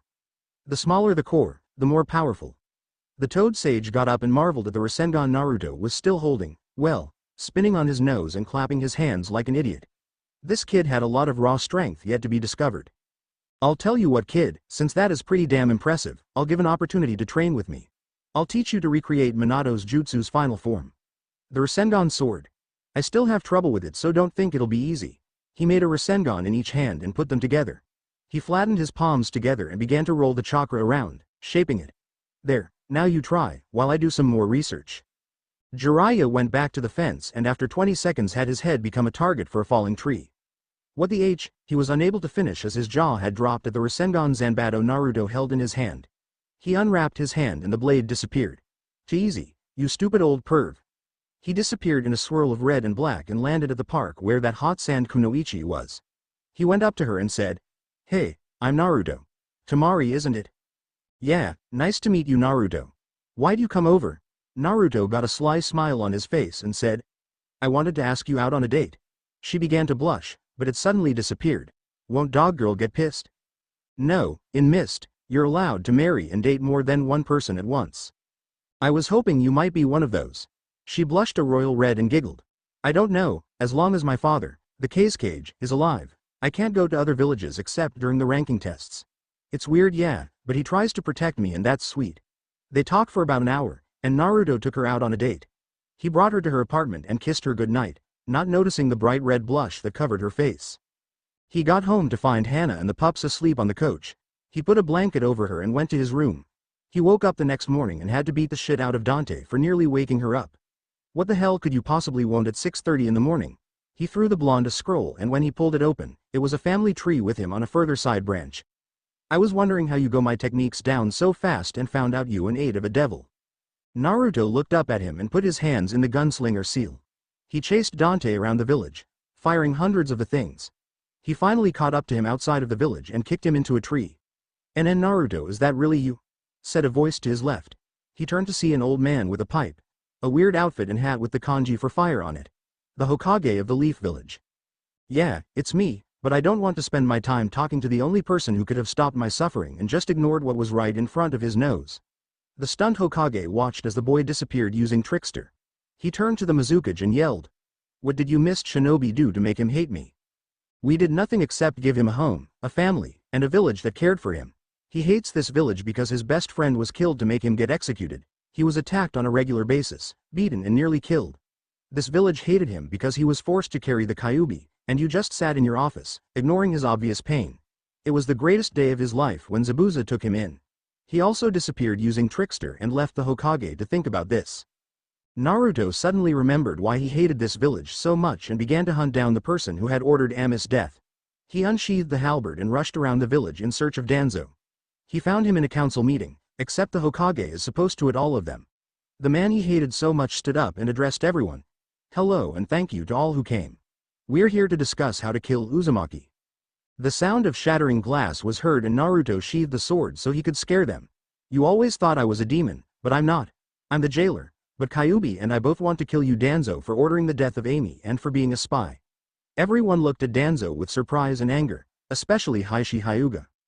"That girl was the only thing that made my son happy, we even had a marriage set up for them, and you killed her." Naruto watched as more and more people got pissed at Danzo. He went into some hand signs, but before he could finish, a punch sent him flying. His hand was burnt when a blue and red chakra bullet hit him. Naruto lifted the seal up and blew the imaginary smoke away as he said, "Yippee-ki-ya bastard." He left, having shot a chakra point and disabled the hand from ever using a jutsu again. Time skip. A month. Chunin exam finals, first match, Jiachi Hitani vs. Sakura Haruno. Begin. Itachi jumped out of the way as the two girls flew towards each other. Hinata hit pressure points on Sakura and used Earth Style. Death formed below and slammed Sakura into the ground, while her Earth clones attacked her. She blacked out and Hinata was declared the winner. Next was Temari vs. Kin. Kin used her bell strings to wrap up Temari and pulled out a scroll that she attacked to the wall. Neptune's Gates Jutsu. A waterfall shot out of the scroll and formed into a water dragon, closing the gate. It rushed at Temari and split as it ran across the wires, wrapping itself around all the wire. "Huh, is that the best you?" She was unable to finish as Kin had used a wind jutsu to freeze the water in Temari. Kin was declared the winner, or was going to be, but Temari used a whirlwind to break free. Kin smiled and threw a similar scroll onto the wall behind Temari. Open, Gates of Loki. A gale of wind and snow came out and swirled around the two. Wolf Avalanche of Snow Jutsu. All the snow flew to the top of the arena and came back down as a pack of giant snow-white wolves. They hit the ground and spikes exploded in their wake. Temari dodged most of them, but her fan was frozen at the fold. Kin threw two more scrolls on the walls, until they made a square. Summoning Jutsu, Loki's Mischief. A green beam shot out of the Loki scroll. Neptune's Strength. A red beam shot out of Neptune's scroll. Ares' Anger and Morrigan's Cunning. A black and purple beam shot out of the remaining scrolls and they all merged together to make a swordsman that had eerily white eyes. "Knock her unconscious but let her live," said Kin as the man rushed the girl. He slashed her fan in half and ended the battle. Kin was declared the winner.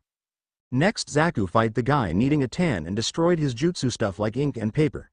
Dosu fought Kankuro but Dosu used his gauntlet to temporarily make Kankuro death, and made defeating him easy. Okay, next will be Sasuke Uchiha against Haku. "Has anyone seen my little brother?" Silence filled the arena as a Chunin explained that Sasuke was late and his match was going to be pushed to last. "Okay everyone, Sasuke's match will be last. Next up is Naruto Uzumaki and Gaara of the desert."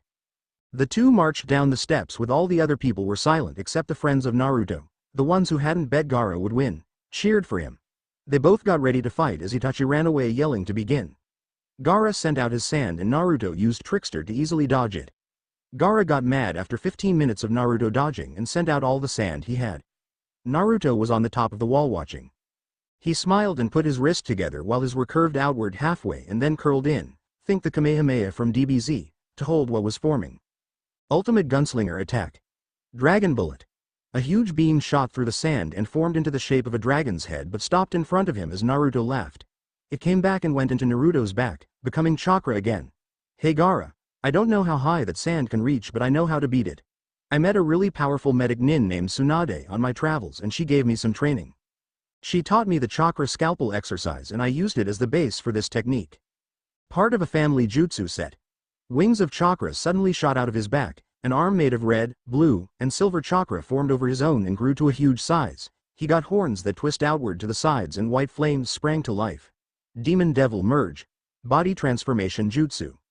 He rushed at Gaara, who jumped back and used all his sand to destroy and grind the earth around him into sand so he could have more of a defense. Naruto shot his arm out and held onto Gaara as the rest of the body rushed him. He repeatedly punched him. Eventually, Naruto switched back at risk of chakra depletion. Gaara transformed into his Shikaku form and began to attack. Naruto went into Kyuubi and they met in the middle. Kyuubi was obviously much stronger and sent Gaara, Shikaku, flying into a wall. Gaara forced all his chakra into the transformation but his sensei knocked him out. Gaara forfeits. If he goes any further the demon will take over. As Naruto walked to the stairs, his newly formed fan club cheered for him, followed by everyone else. He was halfway there when Sasuke and Kakashi appeared. Hey Dobi, did you get your ass handed to you by Gaara? Naruto smiled and pointed to the beaten and blooded Gaara on the other side of the arena. Sasuke and Kakashi both looked shocked as he kept walking. Haku stepped out of an ice mirror from the water that Kin had just poured out. Itachi walked over and told them to begin. He disappeared as Sasuke threw a bunch of kunai. Haku disappeared when the kunai hit. Sasuke was looking around when a small ice gate appeared by his foot. Sasuke unknowingly stepped on it and a poisonous snake launched out and lunged at him. Sasuke used a fireball jutsu and melted it. Haku came out of hiding and ran up the wall, but a bunch of kunai and shuriken with ninja wire on them held him to the wall. Sasuke flashed through the hand signs, not noticing the water behind Haku. As Haku turned the water to an ice mirror, Sasuke was yelling, "Dragon Fire Jutsu," and watched as the flames crept along the wire. In the mirror, Haku had unwrapped the wire and had snuck up behind Sasuke. He attached it to the Uchiha, who dropped the wire from his mouth and ran as he tried to untangle it. Haku did a long set of hand signs on each hand and slammed them together in a ram seal. A huge amount of rams rose from the water and chased Sasuke. Before the match could go any further, a Chunin yelled, "A genjutsu!" All the ninja dispelled it as the civilians were sleeping. Orochimaru took the third and Dante to a roof where a barrier was erected. Virgil appeared and he began to fight with Dante. Gaara went into the town and transformed into Shikaku. Foreign Sleep Jutsu. Gaara fell asleep as the sand raccoon's eyes went from black to yellow. Haku went over to him once they had all released each other and watched as the demon attacked. Naruto, use the summons. Take out that freak then come help me and Hinata try and get into the barrier. Oh, and give me the focus swords. Naruto unsealed Haku's other two swords and a tornado of frosted air wrapped around them. He and Hinata rushed to the barrier as Naruto did the hand signs for his favorite and most deadly jutsu. Mass Hidden Mist Jutsu. Demon Mist Mimicry. Kyuubi suddenly sprung into existence as Naruto seeped all the red chakra he could spare into him. He got on the ground. Wolf Boss Summoning Jutsu. A huge black with gold eyes appeared next to Kyuubi as a five-headed snake moved next to Shikaku. The wolf and Kyuubi let out simultaneous howls of rage, actually snapping the villagers out of the genjutsu. Danzo appeared on top of the snake's middle head as he laughed. Do you like the new hand Lord Orochimaru gave me, demon? He waved a purple-looking hand in front of his face as he went into hand signs. Snake Venom Cannon. A huge burst of venom came out of each snake's mouth and headed straight for Naruto and his summons. Danzo appeared on top of the snake's middle head as he laughed. Do you like the new hand Lord Orochimaru gave me, demon? He waved a purple-looking hand in front of his face as he went into hand signs. Snake Venom Cannon. A huge burst of venom came out of each snake's mouth and headed straight for Naruto and his summons. Naruto's hands were a blur as he went into the hand signs. Warku, use Snow Burst. A huge blizzard shot out of the wolf's mouth as Naruto stopped on a monkey seal. Ice Dragon Jutsu. The snow hardened into a shape and a beast formed out of it and hit the venom.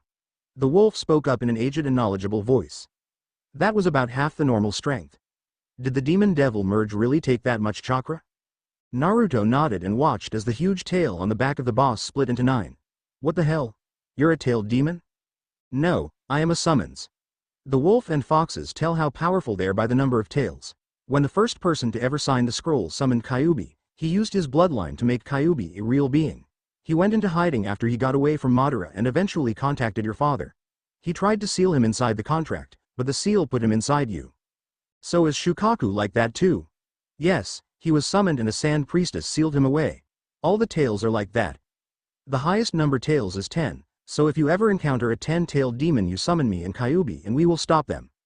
Naruto nodded and held on tight as Worku jumped over a combined venom cannon. Ice fangs. He lunged at the snake, but hit an outside head instead of the middle, freezing it instantly.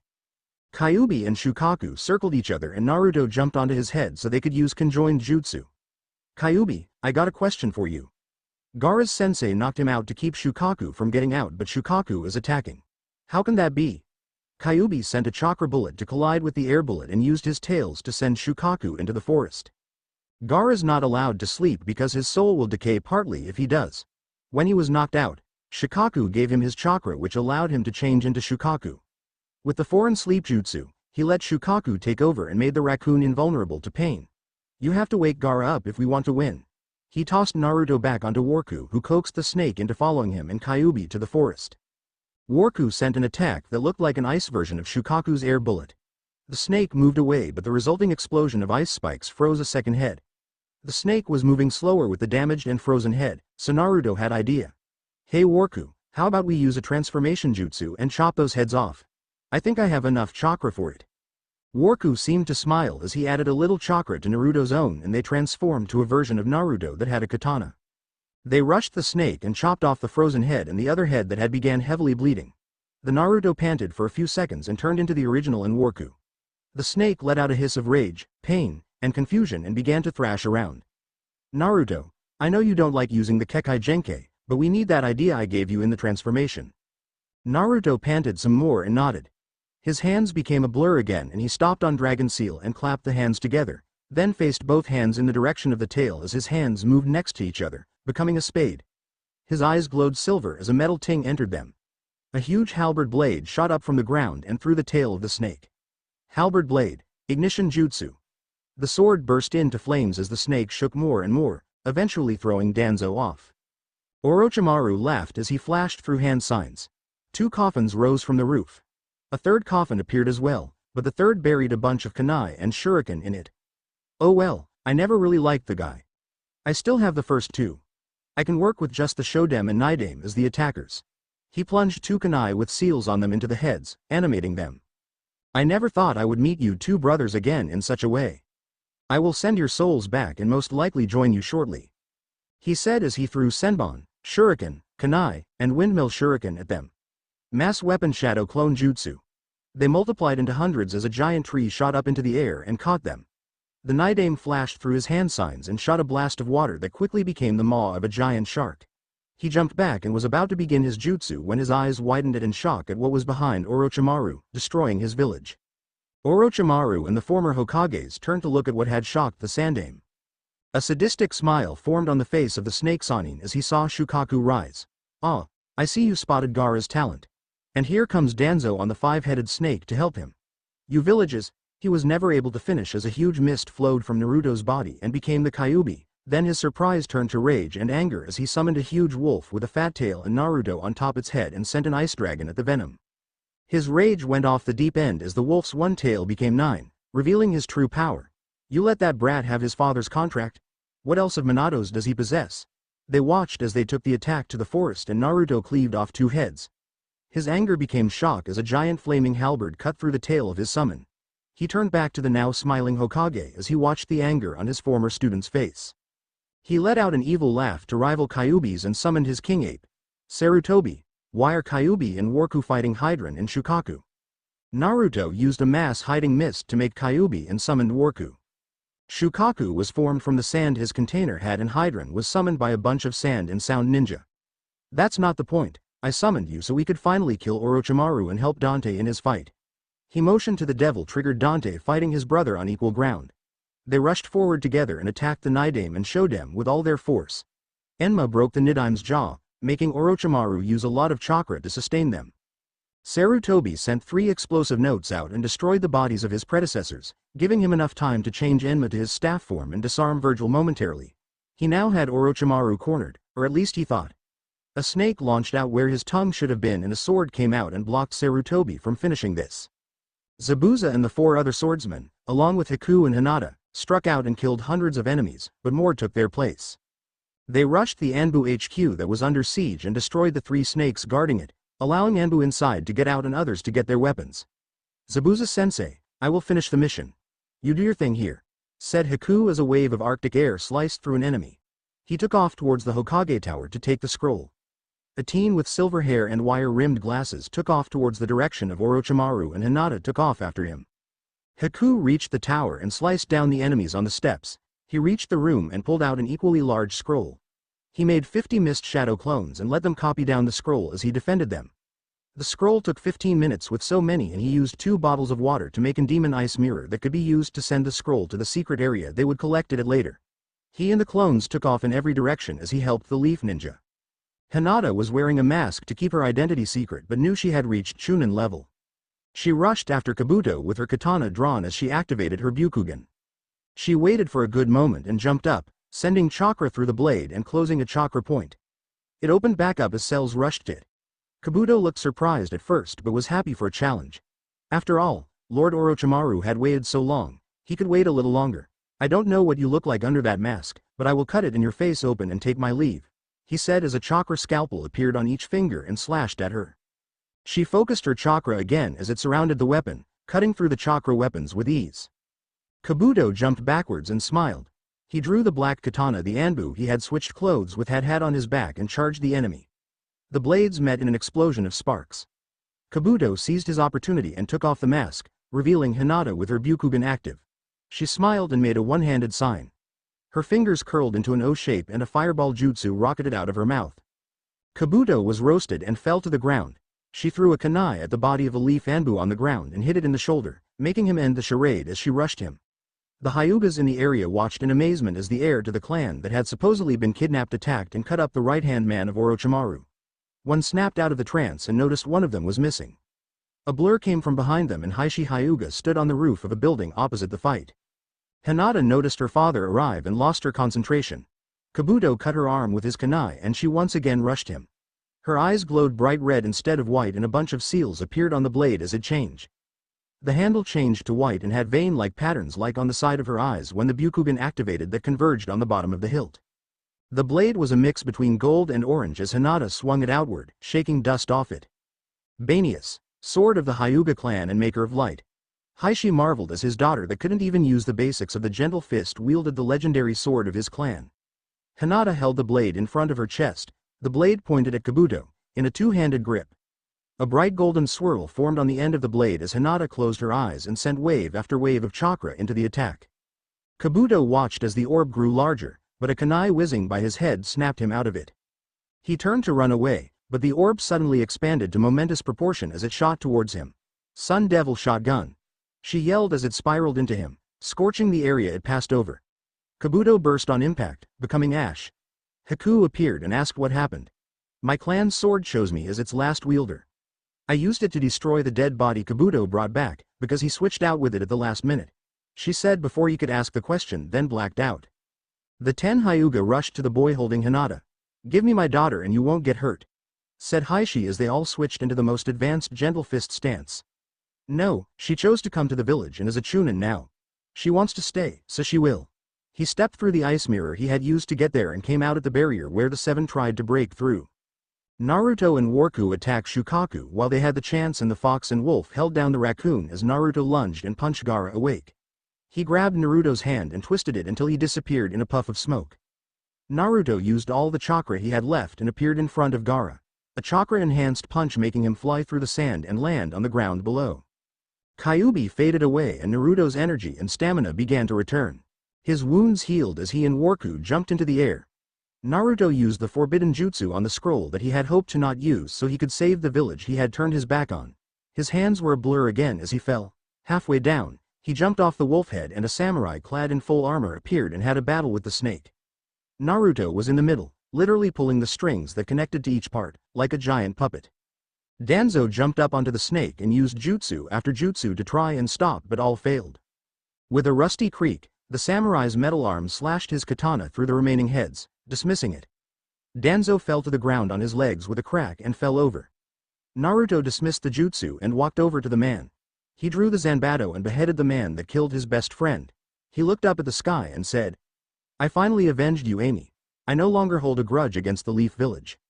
Naruto relaxed until his inner alarm went off. Orochimaru was going to kill Sarutobi Grandpa. I guess I'll use that jutsu. Double Wolf and Fox summoning. Wika and Fuja. The two stated summons appeared and looked at the worn-out Naruto and the sitting Worku. Wika spoke up yelling, "Hey Dad, what you doing here?" "I was fighting Shukaku and Hydran with Fuja's father, the Kyuubi." Fuja flipped out and began to pace. "That's not possible, he was removed from the contract. He was sealed inside me and I summoned him. I don't have enough chakra to keep Worku and you here, so see you some other time, Wolf Boss." The huge wolf disappeared and a puff of smoke left them alone. "I want to go beast mode." A gasp escaped the two summons' mouth. "I chose you too because I trust you the most. Now hold on." Naruto did 20 seals slowly so he wouldn't mess anything up, and the summons became an orange orb and a white orb that floated into him. Claws erupted from his hands, 5 tails, all orange and white, erupted from his back, his teeth became fangs, and his eyes changed colors. The left was a deep green, and the right was an ominous yellow. Kitsune, Ururu, and human combination completed. His shoulders began to bubbles as the head of Fuja came up from the left side and Wika the right. A somewhat deeper version of Naruto's voice said, "Only 50%. Oh well, I don't think the body could take 100%. I'm guessing Fuja is the knowledgeable one with all the chakra and Wika is the strong one with speed." The two heads nodded and Naruto took off towards the barrier, his two katanas unsheathed. He arrived at the barrier with Haku, Hinata, the Seven, Itachi, Jiraiya and a bunch of Anbu watching the fight unfold. They all looked at his new form as he let the cunningness of the fox and the strength of the wolf merge together as he jumped up onto the barrier. He went even higher with a solid burst of chakra and forced chakra into Clarent, turning it to stone. He jammed Clarent in demon mode into the top of the shield. He, Zabuza, and Itachi all went in and prepared to help the leader of the village. They came to steal the most prized jutsu from Itachi, and the Sandame took the Shodame and the Nidame. Zabuza helped Dante with Virgil and Naruto rushed Orochimaru, his blades meeting Orochimaru. "I want to go beast mode." A gasp escaped the two summons' mouth. "I chose you too because I trust you the most. Now hold on."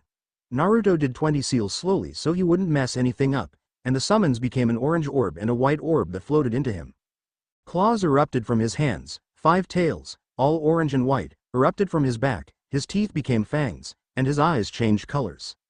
The left was a deep green, and the right was an ominous yellow. Kitsune, Ururu, and human combination completed. His shoulders began to bubbles as the head of Fuja came up from the left side and Wika the right. A somewhat deeper version of Naruto's voice said, "Only 50%. Oh well, I don't think the body could take 100%.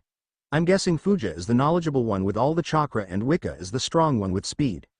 The two heads nodded and Naruto took off towards the barrier, his two katanas unsheathed. He arrived at the barrier with Haku, Hinata, the Seven, Itachi, Jiraiya and a bunch of Anbu watching the fight unfold. They all looked at his new form as he let the cunningness of the fox and the strength of the wolf merge together as he jumped up onto the barrier. He went even higher with a solid burst of chakra and forced chakra into Clarent, turning it to stone. He jammed Clarent in demon mode into the top of the shield. He, Zabuza, and Itachi all went in and prepared to help the leader of the village. They came to steal the most prized jutsu from Itachi, and the Sandame took the Shodame and the Nidame. Zabuza helped Dante with Virgil and Naruto rushed Orochimaru, his blades meeting Orochimaru's. Itachi and Sarutobi quickly took out the Shodame and Nidame with Orochimaru no longer giving them chakra. The two heads sunk into the skin and traveled down the arms and merged into the hands, giving them more power. Naruto kicked the Sannin and began to repeatedly slash the sword he held. It cracked until the point that it would break, but the blade was not able to break. Juts brittle the edges with every hit it took. "I guess I have no chance in getting Sasuke as long as the third is alive, but at least I can take out the demon brat," he thought as he flew backwards. The blonde approached him as his demonic chakra took over. He sheathed the blade and his nails grew into claws that easily ripped through the mud wall in front of him. He rushed the snake Sanin and repeatedly began to strike. They had a stare-off and both jumped into the air, clashing. Naruto rushed and landed a hand through his stomach. His energy began to end as he drooped then. Boom! The seven tails erupted outward and hit Snakeface. Orochimaru used this as the opening and delivered the curse by jutsu, giving Naruto a curse mark that looked like a fox with 9 tail-like marks around it. In Naruto's mind, a piece of Orochimaru's soul wandered a forest, looking for the center. He found it in a boy in Naruto's outfit except more adult-looking and had tanned skin and a chain necklace that said seal on it. So, you came to wreak havoc on my jailer's mind and soul? I think not, said the boy who the Snake Man now realized was the Kyuubi in disguise.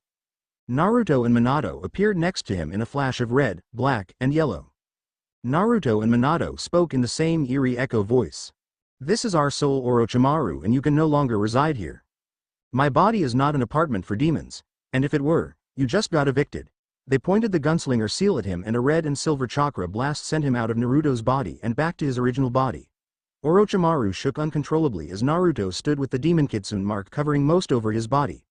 A moment ago, he had been fighting with Orochimaru, but he stopped when a red and silver beam came from his chest and landed in Orochimaru. Few things scared Orochimaru, but seeing the Kyuubi, Minato, and his son all blast part of his soul out of the curse seal made him shake, and it only got worse when Naruto turned on him while wielding the most powerful curse mark he had ever produced. Naruto let the seal spread further over his body as he smiled. Thank you Orochimaru. By giving me this and sending the piece of your soul that held all your fears, I was able to blast it out and take control of the seal. You just gave me the ultimate weapon that I can control, and it has no connection to you other than the fact that you are the one that placed it. Now die, he said as he swung Clarent. A barrier of golden something appeared before him as the Sound Four rushed away with their village leader. Naruto moved Wika to his feet and Fuja to his head before he got a chance to see the damage he had committed during the time Orochimaru had control. Naruto went after the group and caught up to them halfway to the border. He watched as 3 prepared to guard while the 4th took the master away.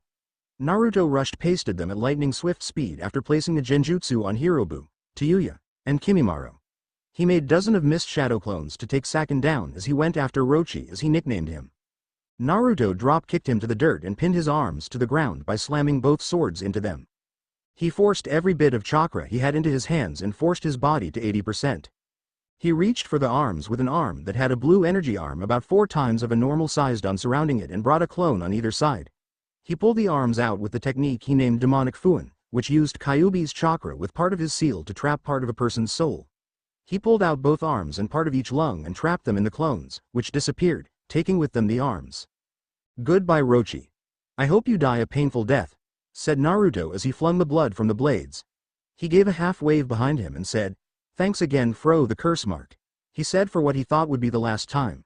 He went back to Konoha and found a bunch of his friends that he had made were in the hospital, along with Dante and the Hokage. He went into the room the 3rd was in and sat down in a chair, and eventually began to talk to the supposedly asleep Sarutobi. Sarutobi grandpa, they told me I hit you with the Dark Rasengan while the mark had control, and I want to say I'm sorry, for everything. I'm sorry I left the village, I'm sorry I abandoned you, but I'm not sorry I killed the idiot Danzo. I still want to destroy this village for shunning me, but I will spare you and the people I made friends with on this trip. I know you're awake, so whenever you need my team's help, call and we will come to help, he said as he left. Sarutobi watched the door close and sighed. At least he had made some progress with him. By defeating Gaara and Danzo, Naruto had earned the respect of everyone in every village that had a representative there and saved at least half of the village that would have been destroyed before someone stopped Gaara. Naruto waited for the rest of his team to get to the gate, then for Itachi and his team, and finally Dante who was sprinting from a small army of Hyugas. Heishi stood in the front once they reached the gate. Hinata, you are coming home right now, he said to the girl he thought was still obedient and shy. Go fuck a bull. Hiashi's eyes nearly jumped out of his head at that comment. Hinata, you are coming home, whether I have to drag you or not. Dante stepped in front of her and drew Rebellion and a pistol, preparing to devil trigger if needed. Out of my way. Who do you think you are to stop me from what I want? I'm the Mizu fucking Cage and I will not let you take my Chunin. She obviously wants to come with us. Come on everyone, we're leaving, he said as they turned and walked further away. Heishi lashed a palm thrust at Dante, but Hinata was on him in an instant and forced a chakra line into his arms and leg. I have gotten stronger since I left, even developed my own style from the puppet masters. I have attached a chakra line or string to each arm and leg and I now control your body. Make one wrong move and he dies. She directed this last statement at the other Hyugas, branch members, who had begun to advance. One was stupid enough to jump at her, and she used Haishi to hit his pressure points, making him go limp. All the other members attacked her and she had him use the chakra dome to send them flying. She released him and a backup force jumped out of the trees, Neji at the lead. Hinata, just use the birdcage seal and get them out of our way, said an annoyed Naruto who had a hand in a fist and the other hand pulled back and then forward again. He brought the arm back and when Neji advanced a huge blast of chakra sent him flying. Gunslinger. Chakra shotgun jutsu, he said calmly as all the others rushed him. Hinata moved her hands into a bird seal and wrapped them together, forming what looked like a cage. The foreheads of the branch members glowed green and they crumbled to the ground. They walked away and met no resistance the rest of the way. When they reached the village, the council handed all of them Chunin vest and congratulated them. Naruto, we want you to join the 7 swordsmen of the mist, Haku the elite hunter Nin, and Hinata to train under the surgeon swordsman and user of the circle sword, Shoruno. They all smiled, and, in Hinata's case, gasped at the announcement. Your first mission is, ironically, from the Hidden Leaf village. They want you to find Tsunade and convince her to become Hokage, since the third nearly lost his life and wishes to retire. They all smiled at how Naruto and Tsunade had formed a bond between each other. Oh, I also have the headbands for the former Sound Nin. They will also come with you. They all bowed and disappeared. Time skip. In a small village holding a festival, the group was sitting at a table ordering lunch in a small restaurant. After about halfway through the meal, the both next to them exploded. I don't care Jiraiya, I'm not gonna be Hokage. Only fools seek that title. She was surprised as a hand smacked her face and an angry Naruto appeared in front of her. NN Naruto. How dare you slap me? He let a little of his tenant's chakra flow out and scared her. How can you say that? You brother and lover devoted their lives to get that spot, and from what you told me they would have if not for the war.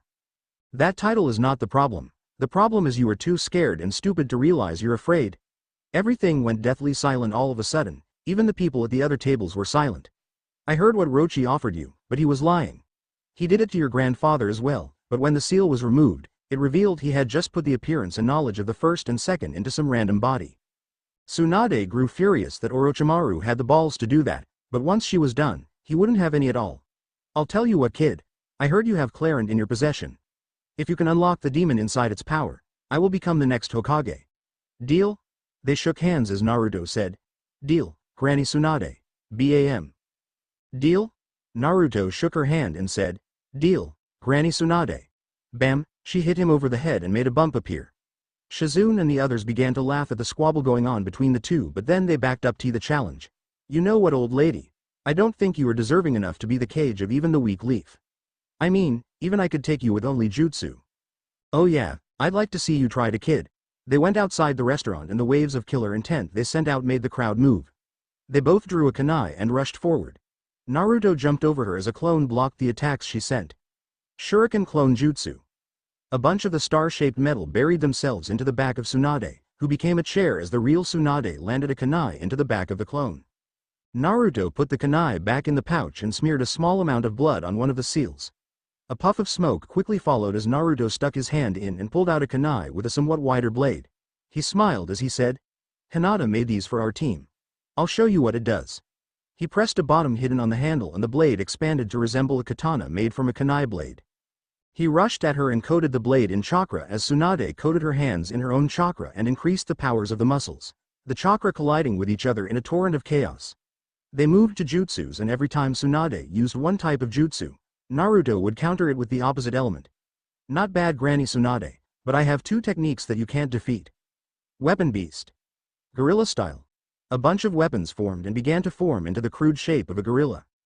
It ran at Tsunade, screaming at the Sannin, and collided with a kick that came in fine but exited with it submerged basically in weapons. The weapons she had pulled out were instantly replaced. She did some hand signs and a dome of rock covered the gorilla. Dark Rasengan. Her body arched forward, she launched forward. She coughed and began to heal herself. She turned around and saw the insolent little brat holding a black Rasengan with a thick red outline. She sent an angry glare at Jiraiya and said, Jiraiya, you taught this little brat the Rasengan? No, he didn't teach me any techniques. I taught myself this jutsu using the notes on it in the scroll my dad left Clarent in it. I also have yellow flash jutsu and finished the jutsu he was developing, but I somehow doubt I will ever have to use it a second time. The first time was in training. I got to admit, kid, that was pretty damn good, but I bet you never got that technique you had been trying to get started when we separated. He smiled and snapped his fingers as a small blue body surrounded Naruto's. It moved to his back and began to form into the shape of small wings. It then got engulfed by the fox's chakra. A silver chakra formed over the wings and took the shape of feathers. He jumped into the air and began to speed up into the air. He stopped in front of a bunch of trees and the silver grew bright as Naruto explained it. I was talking to Kyuubi the other day and we had a small interruption. A silver beam appeared and a guy with a body of a man, wings of red, and dual blade claws on each arms appeared in front of us. He said he was the weapon mold spirit. He gave me a gift once I told him I was the one he was inside of and I now is his chakra along with my own and Kyuubi's together to make different techniques. This was the first we ever thought up. He swung the wings back, sending the feathers in a slicing wind out, destroying a huge area. He flew back over to them and landed. Second attack is a little bit more complicated. He slipped some metal-tipped gloves on and made a body in his shape with the wings attached that was hooked to the strings. He wrote 5 seals on each wing and reattached the form. He let out a small yell, which formed into a roar as the seal for lightning, water, and wind glowed the colors of the elements. He slammed one gloved hand into the ground as a hurricane came out of the other. He pulled up a piece of metal and threw it into the current, then a bolt of lightning shot at the metal and supercharged the hurricane. It ran straight into a large wall of rock and ripped through it. He made a small cylinder of chakra in each hand and put them together. Activation. 10 seals of the gods. All the seals glowed and the chakra became golden and formed into a shield and sword. This is my hardest jutsu and I still can't use it to the full power, he said as a wave of golden swords rushed the trees inside the area the throne shield had carved as it turned back to Naruto. Kid, I got to say, you definitely have a lot of chakra to use such attacks, said Jiraiya as he patted the son of his student on the back. Naruto grinned and the wings disappeared, but Naruto dropped to the ground in pain. Tsunade rushed over to him and uncovered his back. 2 bright silver scars shaped like the man Naruto described were on either side of his back. Tsunade tried to heal it, but a blade shot out and stopped her. The blades receded and the marks became red, then blue, they disappeared. Naruto got up and rubbed his head. Man, I'm gonna kill Sarutobi if I haven't already. Kidded Naruto as a smile passed Jiraiya's face and a look of interest and astonishment crossed Tsunade and Shizun's faces. What do you mean by, if you didn't already, brat? He sighed and pulled his shirt back, revealing the Kitsune seal as he had named it. So Orochimaru finally managed to get that jutsu. I'm guessing you were under the influence when you somehow attacked Sensei. Yeah, I used my Dark Rasengan with no restrictions and I had no control because Kyuubi and the Birdman, who I was just now able to find out is just my dad's soul that he sealed the Kyuubi with, helped my blast him out of my soul. How did you manage to do that? I gained access to my soul room at a young age and that is just the combination of mind and soul. I changed it and kept Rochi from taking control. To put how I did it simply, 3 huge chakra bullets collided with him and then I used a sealing technique to seal his arms and part of his lungs, so he can die a slow, painful death. That was you that did that to him? I actually felt sorry for the pedophile. You just earned my respect, kid. Naruto rolled his eyes as a huge crash went off. Damn it, Zaku, why does he always do this? Said Naruto as he walked back in and pulled a kid with holes in his arms out and began to beat him. Once the kid was begging for forgiveness, Naruto walked away to a field near a river. He sat down and crossed Clarence's true form over his lap and began to meditate. Soon, he was floating above a dark and fiery wasteland with tree roots the size of buildings ripping through the ceiling. He was pulled up towards the center and found a huge lizard with creature with a green and brown body wrapped around the roots. The eyes shot open and a smile crept over the thing's face. I see, you wish to unlock my form. I am the demon state of Clarent. You will eventually meet the samurai formed, but for the time being, who are you? I am Naruto Uzumaki, and I wield Clarent. Good, good, and am I correct in guessing Minato was your father? Nod. Well, my demon name is Nidhogg. It is nice to meet you, Naruto Uzumaki. The lizard eyes burned a bright crimson as soon as his name was said and the roots burned to the ground. How did you do that? Once you hear my name, I can do simple things such as burn the bonds holding me. Considering the roots were thicker than a lizard about 2.5 stories tall, calling burning them with just a name simple is amazing.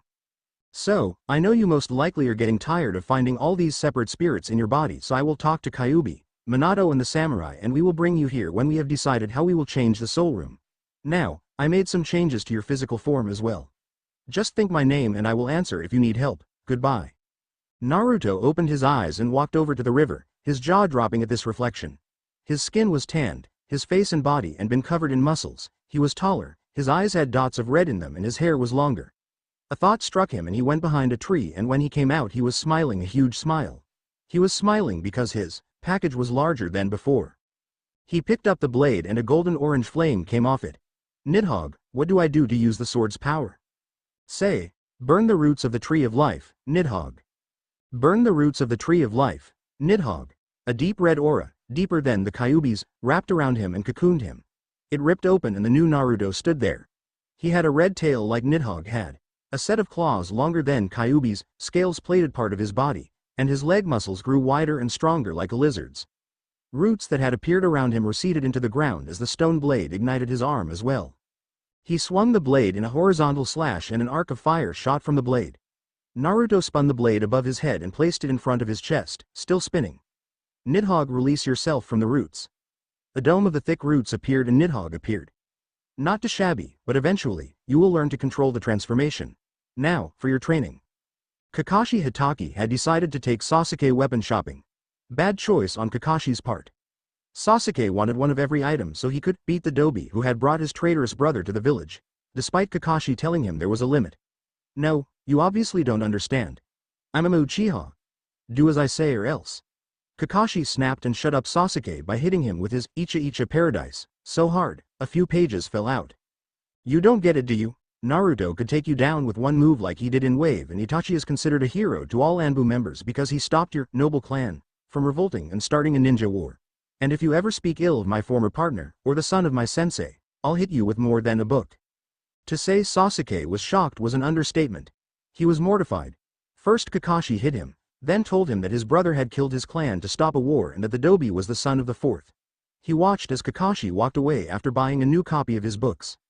Sasuke ran back to the compound as fast as he could and broke down the door he was never to enter. He ran to the back and opened up the door in the back, revealing a huge meeting room. He found an attack plan in his father's handwriting and punched a wall. Kakashi was right, and his brother had stopped a war. He pulled his hand out and looked at the pulses of electricity on it. He saw the very tip of a blade and ripped the wall apart to reveal a case holding a sword with wing-like forms on the handle. He pulled it out and a shock wave of electricity ran through him, making him shudder. A voice spoke in his head and an image of a demon with purple lightning around it flashed in front of him. I am Alistair the Lightning Demon and sworn enemy of Excalibur, Clarent, and the Fox Kyuubi. I have seen your memories and I will help you avenge your clan as thanks for breaking my seal. You can really help me defeat Itachi and the Dobi? Yes, and more. I could help you kill Orochimaru and in a way restore your clan. Sasuke had heard enough. He grabbed the sheath and strapped it to his back. Alistair went into the sheath and Sasuke left the war room, smiling in anticipation to kill Itachi and Naruto. Orochimaru was writhing in pain.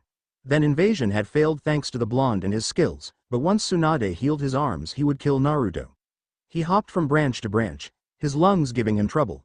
He would have those healed first. He arrived at the meeting place and found Tsunade and Shizune talking. Switch Prov. Good guys. Tsunade watched as Orochimaru and Kabuto arrived and stopped talking to Shizune.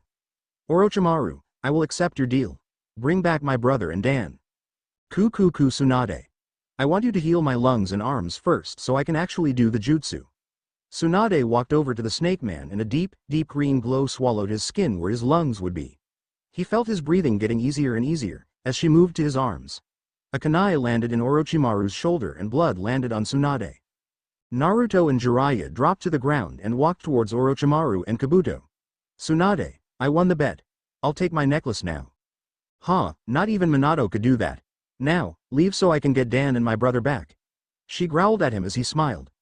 I bet I could hand your ass to you, old slug. Tsunade sent a dagger glare at the blonde and went into hand signs. I'll show you a slug, kid. Summoning jutsu. The huge slug appeared with the female Sannin on top. Kabuto smeared blood on Orochimaru's arm and the boss snake came out. Jiraiya began to summon, but Shizune and Kabuto attacked them. Jiraiya, hold these two off while I take care of those two. Naruto commanded as he kicked the two into a rock. Naruto went into the hand seals and Kyuubi appeared. He drew Clarent and slammed it into the earth. A giant seal appeared and Naruto went through hundreds of hand signs while muttering something. Huge roots larger than the snake boss appeared and merged together as ash floated from them and cracks began to form. Release yourself, Nidhogg, demon of Clarent. The demon appeared as the roots burned to the ground and he pushed himself into a standing position. Shizune and Kabuto escaped the assault of Toad moves and summoned their own beasts. Jiraiya summoned Gamabunta and Naruto brought out Worku. Hey Wolf, Fox, meet Nidhogg, the demon of Clarent. They nodded in acknowledgement and separated. Naruto put 2 seals on himself and 2 clones, real, breathing, living being clones, with chakra and everything. Naruto jumped onto Nidhogg and the clones took Kyuubi and Worku. A barrage of combination jutsu left Orochimaru surrounded by 4 summons, one of which was a demon, a toad, and then there were 2 9-tailed summons in front of him. He grabbed Kabuto and ran away. Naruto walked over to Tsunade and took the necklace. "You don't deserve to have this necklace or the Hokage title," said Naruto, right before Tsunade slipped into unconsciousness. "Jiraiya, I'm going back to Mist. I'll see you later." The 4 summons disappeared, along with the clones, and a gray wolf and whitish fox appeared before Naruto. He got onto the wolf as the fox walked to Jiraiya. "This fox is incredibly fast. You will be in Konoha within the hour on him with the 2 women with you." He disappeared and began to move through the villages. He appeared in the Mist village after a half hour and appeared in front of the council. "I have finished the mission for the leaf and have returned. I want the money added to my account." They nodded and dismissed him. He walked down the main road and went out the village gate. After walking for about a half hour, he came upon a girl with blonde hair, a katana, a bunch of bandages and torn clothes limping down the street. He helped her get to the village after introducing himself. "Hi there. I'm Naruto Uzumaki, who are you?"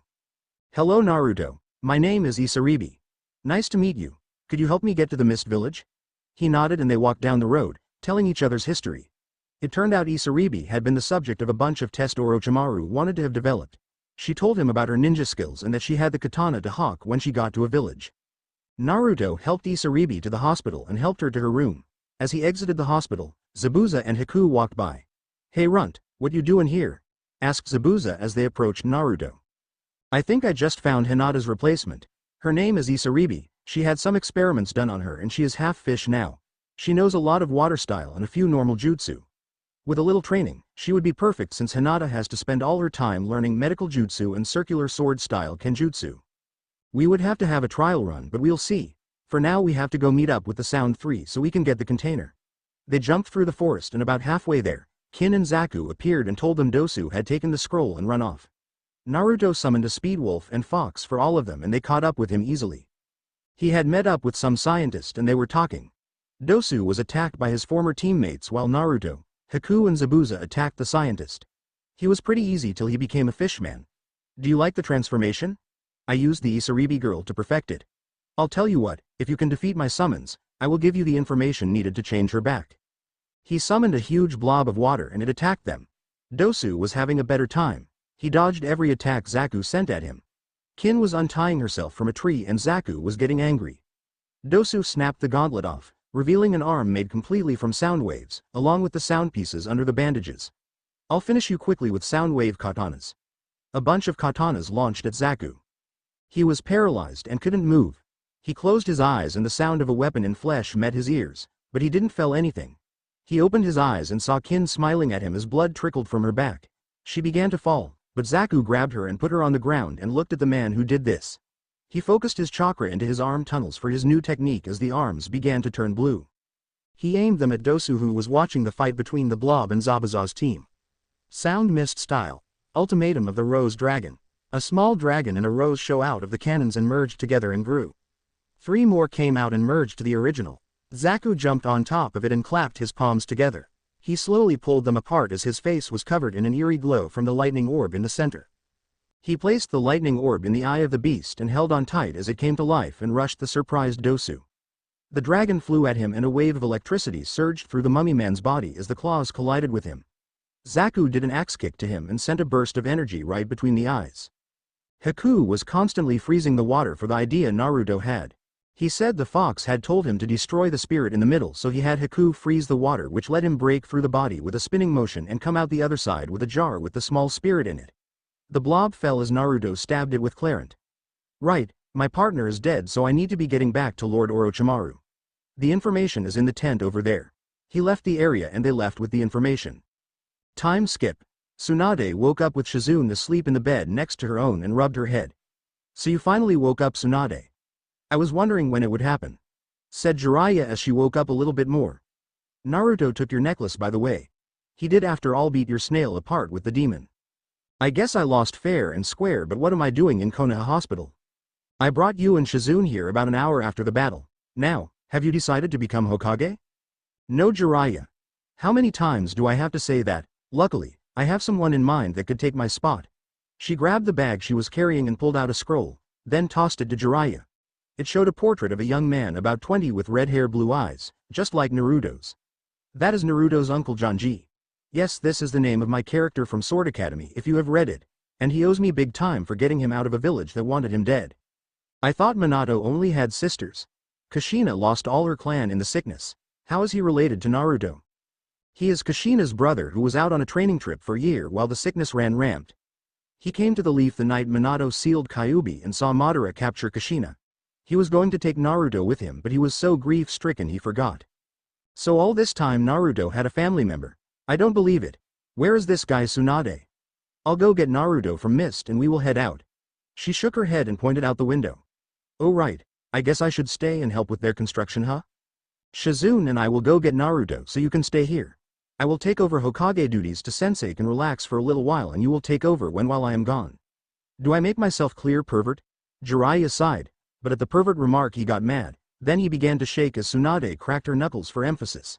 He nodded and went to help out, leaving the two women to sleep. Janji sneezed as he walked down the road. He put his hands behind his head and said, "Guess somebody is talking about me. Oh well, now how did the old lady say to get into cave? Oh right, Chakra punched the jutting rock. He found a rock that was out of place on the smooth surface because it was rough and was sticking out of the rock. He punched it and the chakra flowed into the hidden seal. The cave shifted apart and the gravesite of the Namikaze revealed itself. He walked in and read the names of the tombstones he passed. At birth, every Namikaze has a seal put on them that automatically puts them in the graveyard once they die. He found the last grave, the one with Naruto Uzumaki Namikaze, on its headstone, with the dirt on the side and the coffin open. It meant he was still alive. Janji exited the cave and it closed behind him, the seals converging on the spot above the door in the form of a small pebble. He used Shunshin to get away from the gravesite and began to walk again. He cut his arm and wiped it on a piece of cloth from baby Naruto. A dog appeared and sniffed it, then took off. Naruto and Haku were jumping from tree to where Isaribi had pulled 3 men out of the water. She looked up at them and one word they had not been expecting to hear left her mouth. Ryaga. They took the 3 men to the closest village, which was the Leaf, and asked for assistance. Tsunade agreed and sent Tenten and Lee with them. Zabuza and Itachi followed Sasuke, who was following Naruto so he could take his swords and kill him. They soon reached a hill where a building appeared. It cannot be.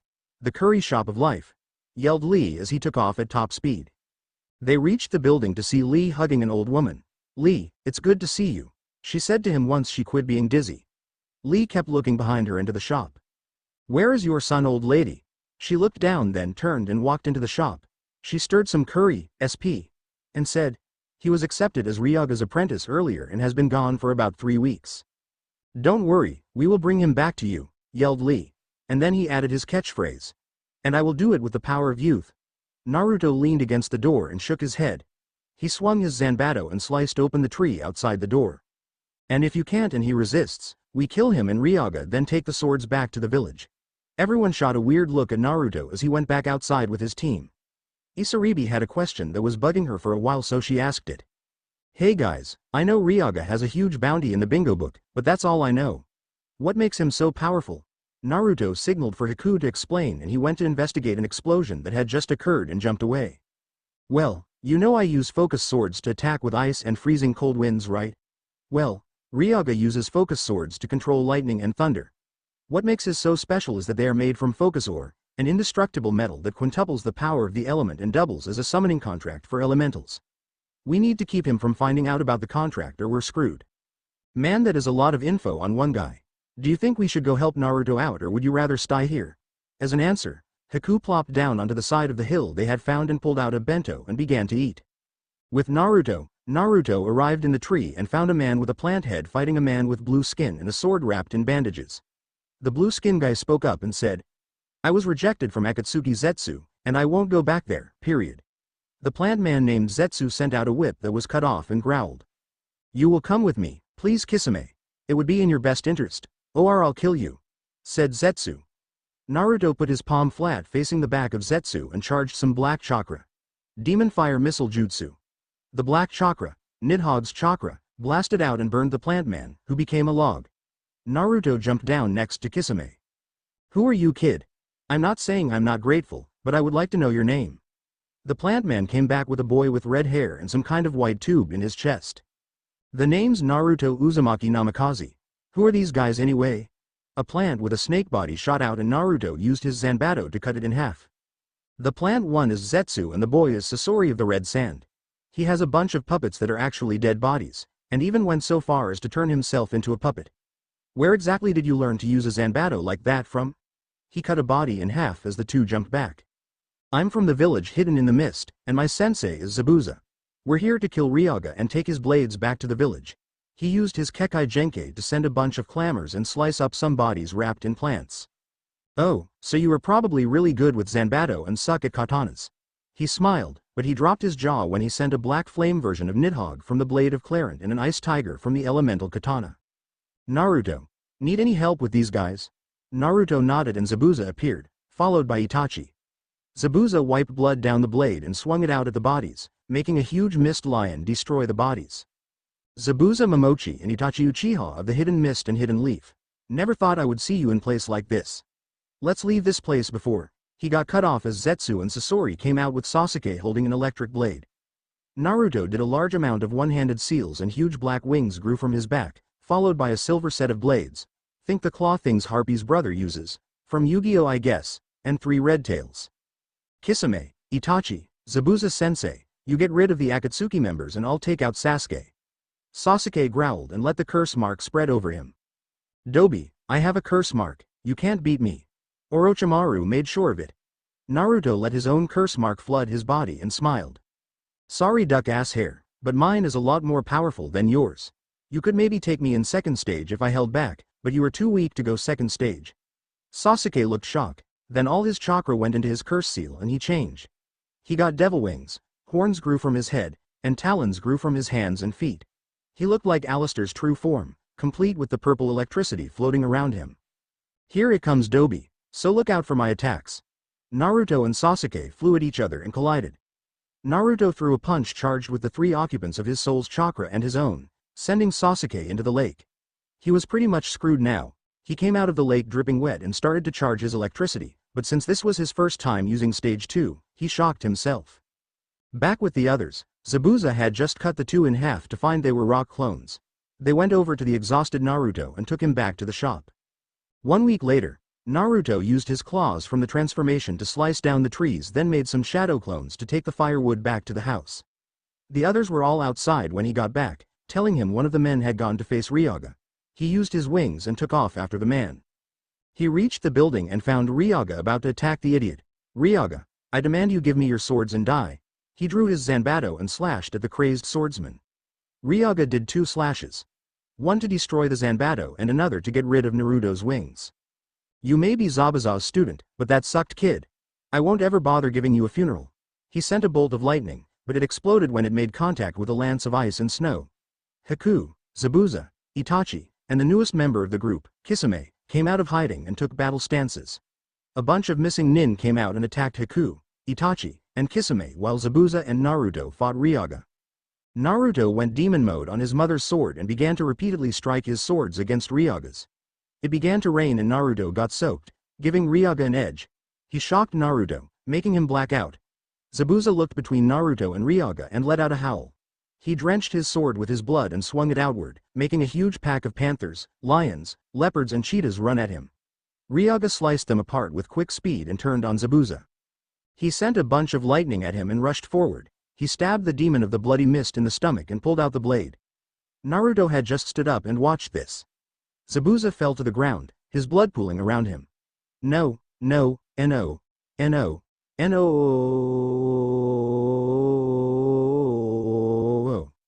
The sound started out as a low whisper, then a loud voice, then a yell, then a demonic roar, and finally a devil-like death roar.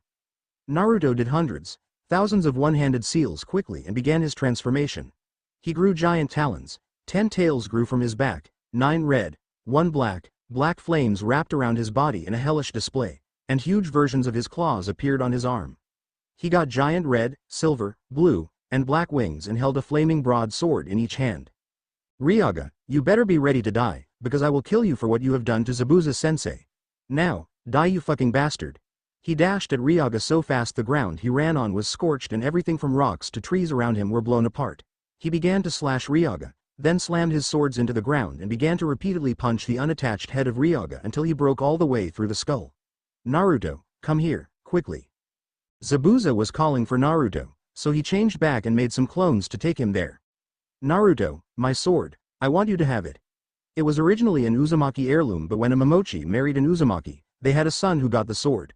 I always thought of you as a son, so please, take the sword. Zabuza-sensei, please don't die, please don't die. You mean the world to me, sensei. Please don't die, please. Tears rolled down his face and fell into the blood, clearing it away. Naruto sent all the healing chakra he had into Zabuza, but nothing worked. The shadowy figure of his father appeared and whispered something into Naruto's eye. Naruto focused, wiping the tears away from his eyes, and small silver flames appeared on his fingers. He pushed them into Zabuza's stomach and he glowed silver, then leaned up. What did you do, Naruto? I used a family jutsu on you. I know you recently got married when I went on that 2-month to find Granny Tsunade, and that seal will keep you live until you have a son. When he is born, your soul will be placed into his and you will be allowed to help him through life. Now, get everyone to take us to Granny Tsunade, or that jutsu will destroy all my muscles, and with the seal, my lungs might collapse. He blacked out and everyone grabbed them, getting to Tsunade as quick as possible. Konoha Hospital. 3 months later, Haku, Itachi, and Kisame paced outside the room. Tsunade and Shizune finally came out with smiles on their faces. We were able to heal him just in time. I don't know what would have happened if we hadn't. Zabuza is still asleep though, so you still can't visit him, but go ahead and talk to Naruto. Before she was finished, Haku was beside Naruto's bed. Hey Haku, how ya been lately? Haku laughed a little then got serious. Naruto, you almost died. Now is not the time to laugh. But on a more positive note, I was given Ryaga's swords and placed into 7. Naruto smiled, then saw Zabuza's sword on the wall. Haku, Zabuza-sensei isn't in here, so why is his sword? One of the bolts of lightning severed the tendons in his arms. He can use his hands but not his arms because we were too late. He's going to still be a shinobi but he can't use kenjutsu anymore, so he gave you his sword, as thanks for saving his life. I see. Can you take me to see him, Haku? Haku shook his head and said, he is still recovering from the effects of the healing and that seal you placed on him. It will be a while. Though, the new Hokage wants to see you. What do you mean? I just saw Granny Tsunade a second ago. No, Tsunade turned down the title and went to get someone who would take it. He is the last living Uzumaki and his name is Janji. He is actually really cool. I'll go get him. Haku disappeared and reappeared 7 minutes later with man with lapis lazuli eyes, spiky red hair, a red shirt, gray pants, and a claymore on his back. Naruto, my name is Janji and I am your mother's brother. I have spent the last 14 years looking for you and now that I have you will become a leaf ninja and stay with me, he said excitedly. No, I am going back to the village hidden in the mist and if you try to keep us here, it will be considered an act of war. And considering how many people we have from other nations coming to us, you would die out quickly. Janji seemed crestfallen, but then had an idea that made him happy. I can always come visit you in mist though, right? Yeah, I guess that would be okay, but you would have to teach me some family jutsu. Janji grinned and nodded. Kakashi Hatake came fuming for some reason. The first thing Naruto noticed was that his Sharingan eye was covered by a bandana instead of his headband. Hey Hatake, what happened to your headband? I got stripped of ninja rank because I refused to teach Sasuke any longer. He's in the other room yelling at the council for making the only person who could help him avenge the Uchiha name a civilian, as he says. Janji, I hate to say it, but I am leaving this village. Janji nodded at him and said, I really don't blame you, but where are you going to go? He could come to Mist. We already got 1 Sharingan, and 2 would make the upcoming war a lot easier. What do you say, Kakashi? Sure, but what war are you? Bam! He got cut off by a huge explosion going off down the hall. Naruto was instantly up and had Zabuza's sword in his hand. He opened the door, then looked at them and said, that was Sarutobi Grandpa's room. He flashed down the hall and found an assassin from Hidden Sound Village trying to kill the old man. He swung the sword and cut them in half. He went to the third and found him asleep. He woke up at the sound of the sword swinging and looked to see the 2 halves fall and Naruto cleaning the sword off. Naruto, what are you doing here? He pointed at the man in the heavy bandages around his body and saw a bunch of other assassins running away from them. Both rushed after them and finally caught them in the woods. Mizuki was one of them, the villager who had always hated him. He smiled and began to spin a Fuma shuriken on his finger until it sounded and looked like a buzzsaw. He threw it at the injured Hokage, but Naruto got in the way and let it cut him across the chest. He fell to the ground. Soul tunnels. Naruto opened his eyes and watched as his dad took over his body. A song came to mind. He got bored, so he decided to sing it. On the ground I lay, motionless in pain. I can feel my life flashing me by. His memories began to flash before him as he went to the next part. Did I fall asleep? Is this all a dream? Wake me up, I'm living a nightmare. The memory of his mother and father waking up in his room from his crying as a child came to him. I will not die, I will not die, I will survive. The memories came to him as his body in the real world stretched in, the exploded outward with silver chakra, and all the times he wouldn't go down formed around him, then another of Temari, the Hokage, all his precious people. I will not die, I'll wait here for you. I feel alive, when you're beside me. I will not die, I'll wait here for you, in my time of dying. Memories of Zabuza, him and Haku together, doing mission and hanging out came back to him as took control of his body and could hear his father's soul piece singing the song. Moments that I lay, loosing everything. I can see my life, passing me by. More and more memories of Zabuza and the Hokage came back as he began to grow more demonic in his attacks and soon was slaughtering the bodies. Was it all too much, or just not enough? Wake me up, I'm living a nightmare. His thoughts strayed to the battle with Ryoga and how he could have stopped Zabuza from nearly dying if he had just been a little faster or a little stronger. One of them stabbed Naruto in the stomach during his distraction, and he stumbled back, his hand trying to pull out the blade. I will not die, I will not die, I will survive. He pulled the sword out and his chakra exploded and paralyzed the remaining group. I will not die, I'll wait here for you. I feel alive when you're beside me. I will not die. I'll wait here for you. In my time of dying. His thoughts moved to the time Zabuza had put his arm around him and said he thought of him as a brother or a son, and how he had fought against Ryoga for hurting him. He did a bunch of hand signs and thunder and lightning began to hit the ground around him and eventually make two dragons that circled him and each other. I will not die, I'll wait here for you. I feel alive when you're beside me. I will not die, I'll wait here for you, in my time of dying. He remembered how Guy, Asuma, Anko, Kurenai, Sarutobi, and all the others helped him when he was in the village. He sent the dragons out and they killed every one of them except Mizuki. Naruto drew Clarent and the black flames surrounded it. I will not die, I'll wait here for you. I feel alive when you're beside me. I will not die, I'll wait here for you, in my time of dying. He struck him across the chest and watched as the blood flew and the final memory of him and all the Chunin and Chunin that cared about him pigged out at Ichiraku then sheathed Clarent and collapsed to the ground. Anbu came 10 minutes later and found the Hokage healing Naruto and all the traitors dead. What happened, Hokage, sir? Asked one wearing a pelican mask. Naruto saved me from an assassin then killed all these traitors, their leader being Mizuki. The Anbu examined the remains and found all but Mizuki to be genin or civilians who could run fast. They took Naruto back to hospital to rest and Sarutobi stayed in the room after he explained to his team that he had saved his life. A week later, the group left to head back to the village hidden in the mist. They waved one more time and ran to a lake, where Haku made ice mirrors for all of them, including Kakashi, to go through. They arrived at Naruto's castle that his ancestors had lived in and as soon as Naruto stood up, Hana jumped on him and gave him a hug. Hey Naruto, it's been a while, said a voice from the stairs. Naruto turned to see Temari and Gaara on the stairs. Kankuro followed them without his puppet and waved his hand at them while putting his war paint on his face. Temari, Gaara, Makeup Boy, what are you doing here?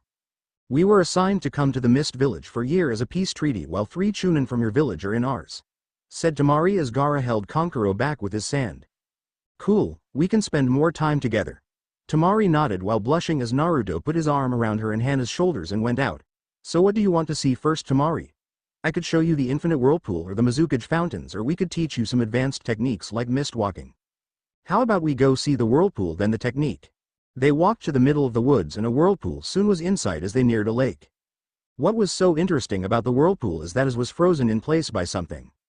Naruto walked out to the lake and stepped onto the swirling mass, making it spin again. It starts to move when it comes in contact with chakra, but I am the only one that can walk on it in the village, so don't come any closer. The only way to walk on it is to emit chakra in the opposite direction, steadying the force of the water. Once Naruto was back on land, They went to a huge clearing where Naruto had obviously unlocked the different mode of his transformation. Hidden Mist Jutsu. A mist covered the area, but thin enough they could see each other. Okay Temari, try to focus your chakra into the mist and harden it, then step on the hardened mist and climb or walk or whatever. Make a low pathway first, then make steps leading to a pathway. Temari focused a bunch of chakra into the air and took a step forward. The mist solidified and became a step. She began running up steps, then made a pathway. Okay, you got it. Now for the harder exercise. Make a weapon out of the mist. Imagine the weapon made of chakra, then the mist wrapping around it. Temari did this and soon had 2 fans made of mist. She swung them at the trees and they froze. It's frozen air Temari, so you have to be careful when using the mist weapon technique as we call it. Now, let's go check out the fountains. He dragged her to the center of the village where a bunch of stone sculptures of men and women had water coming out of them. The most spectacular one was a woman with a sword that looked like moving water that had water running from it. Yeah, that is the 9th Mizukage, Kushina Uzumaki, my mother and the best swordsman has seen in a long time. I hope to surpass her one day though. So, your dad was the 4th Hokage, your mom was the 9th Mizukage, who were you grandparents? Naruto smiled and said, Jiraiya and Tsunade of the Sannin. That means I'm related to the 4th, 5th, 1st, and 2nd Hokage and the 9th, 7th, 1st, and 3rd Mizukage. And I think we had some leaders in Demon Country but I'm not sure. Temari, are you okay? The said girl had dropped to the ground with her legs twitching. A bunch of guys had come to see if she wore panties or not, but Naruto had pulled out his mom's sword, making the stone one shine. The others left and she pulled him up. Thanks Naruto. That could have been bad. Why do you say that? I went commando and I need to wash my clothes later. I just got here so I haven't had a chance. I see, so what do you want to do now that the tour is over? She gave a sadistic smile and whispered something to Hana. They grabbed his arms and ran to the closest hotel and got a room. They were kicked out 2.5 hours later for disturbing the other guests on that floor with the noise they were making and for breaking a bed. I got to admit, getting laid gets better every time, said Naruto as they walked back to his place, making the girls blush. Thanks for watching, also remember to subscribe and like this video. See you in the next video.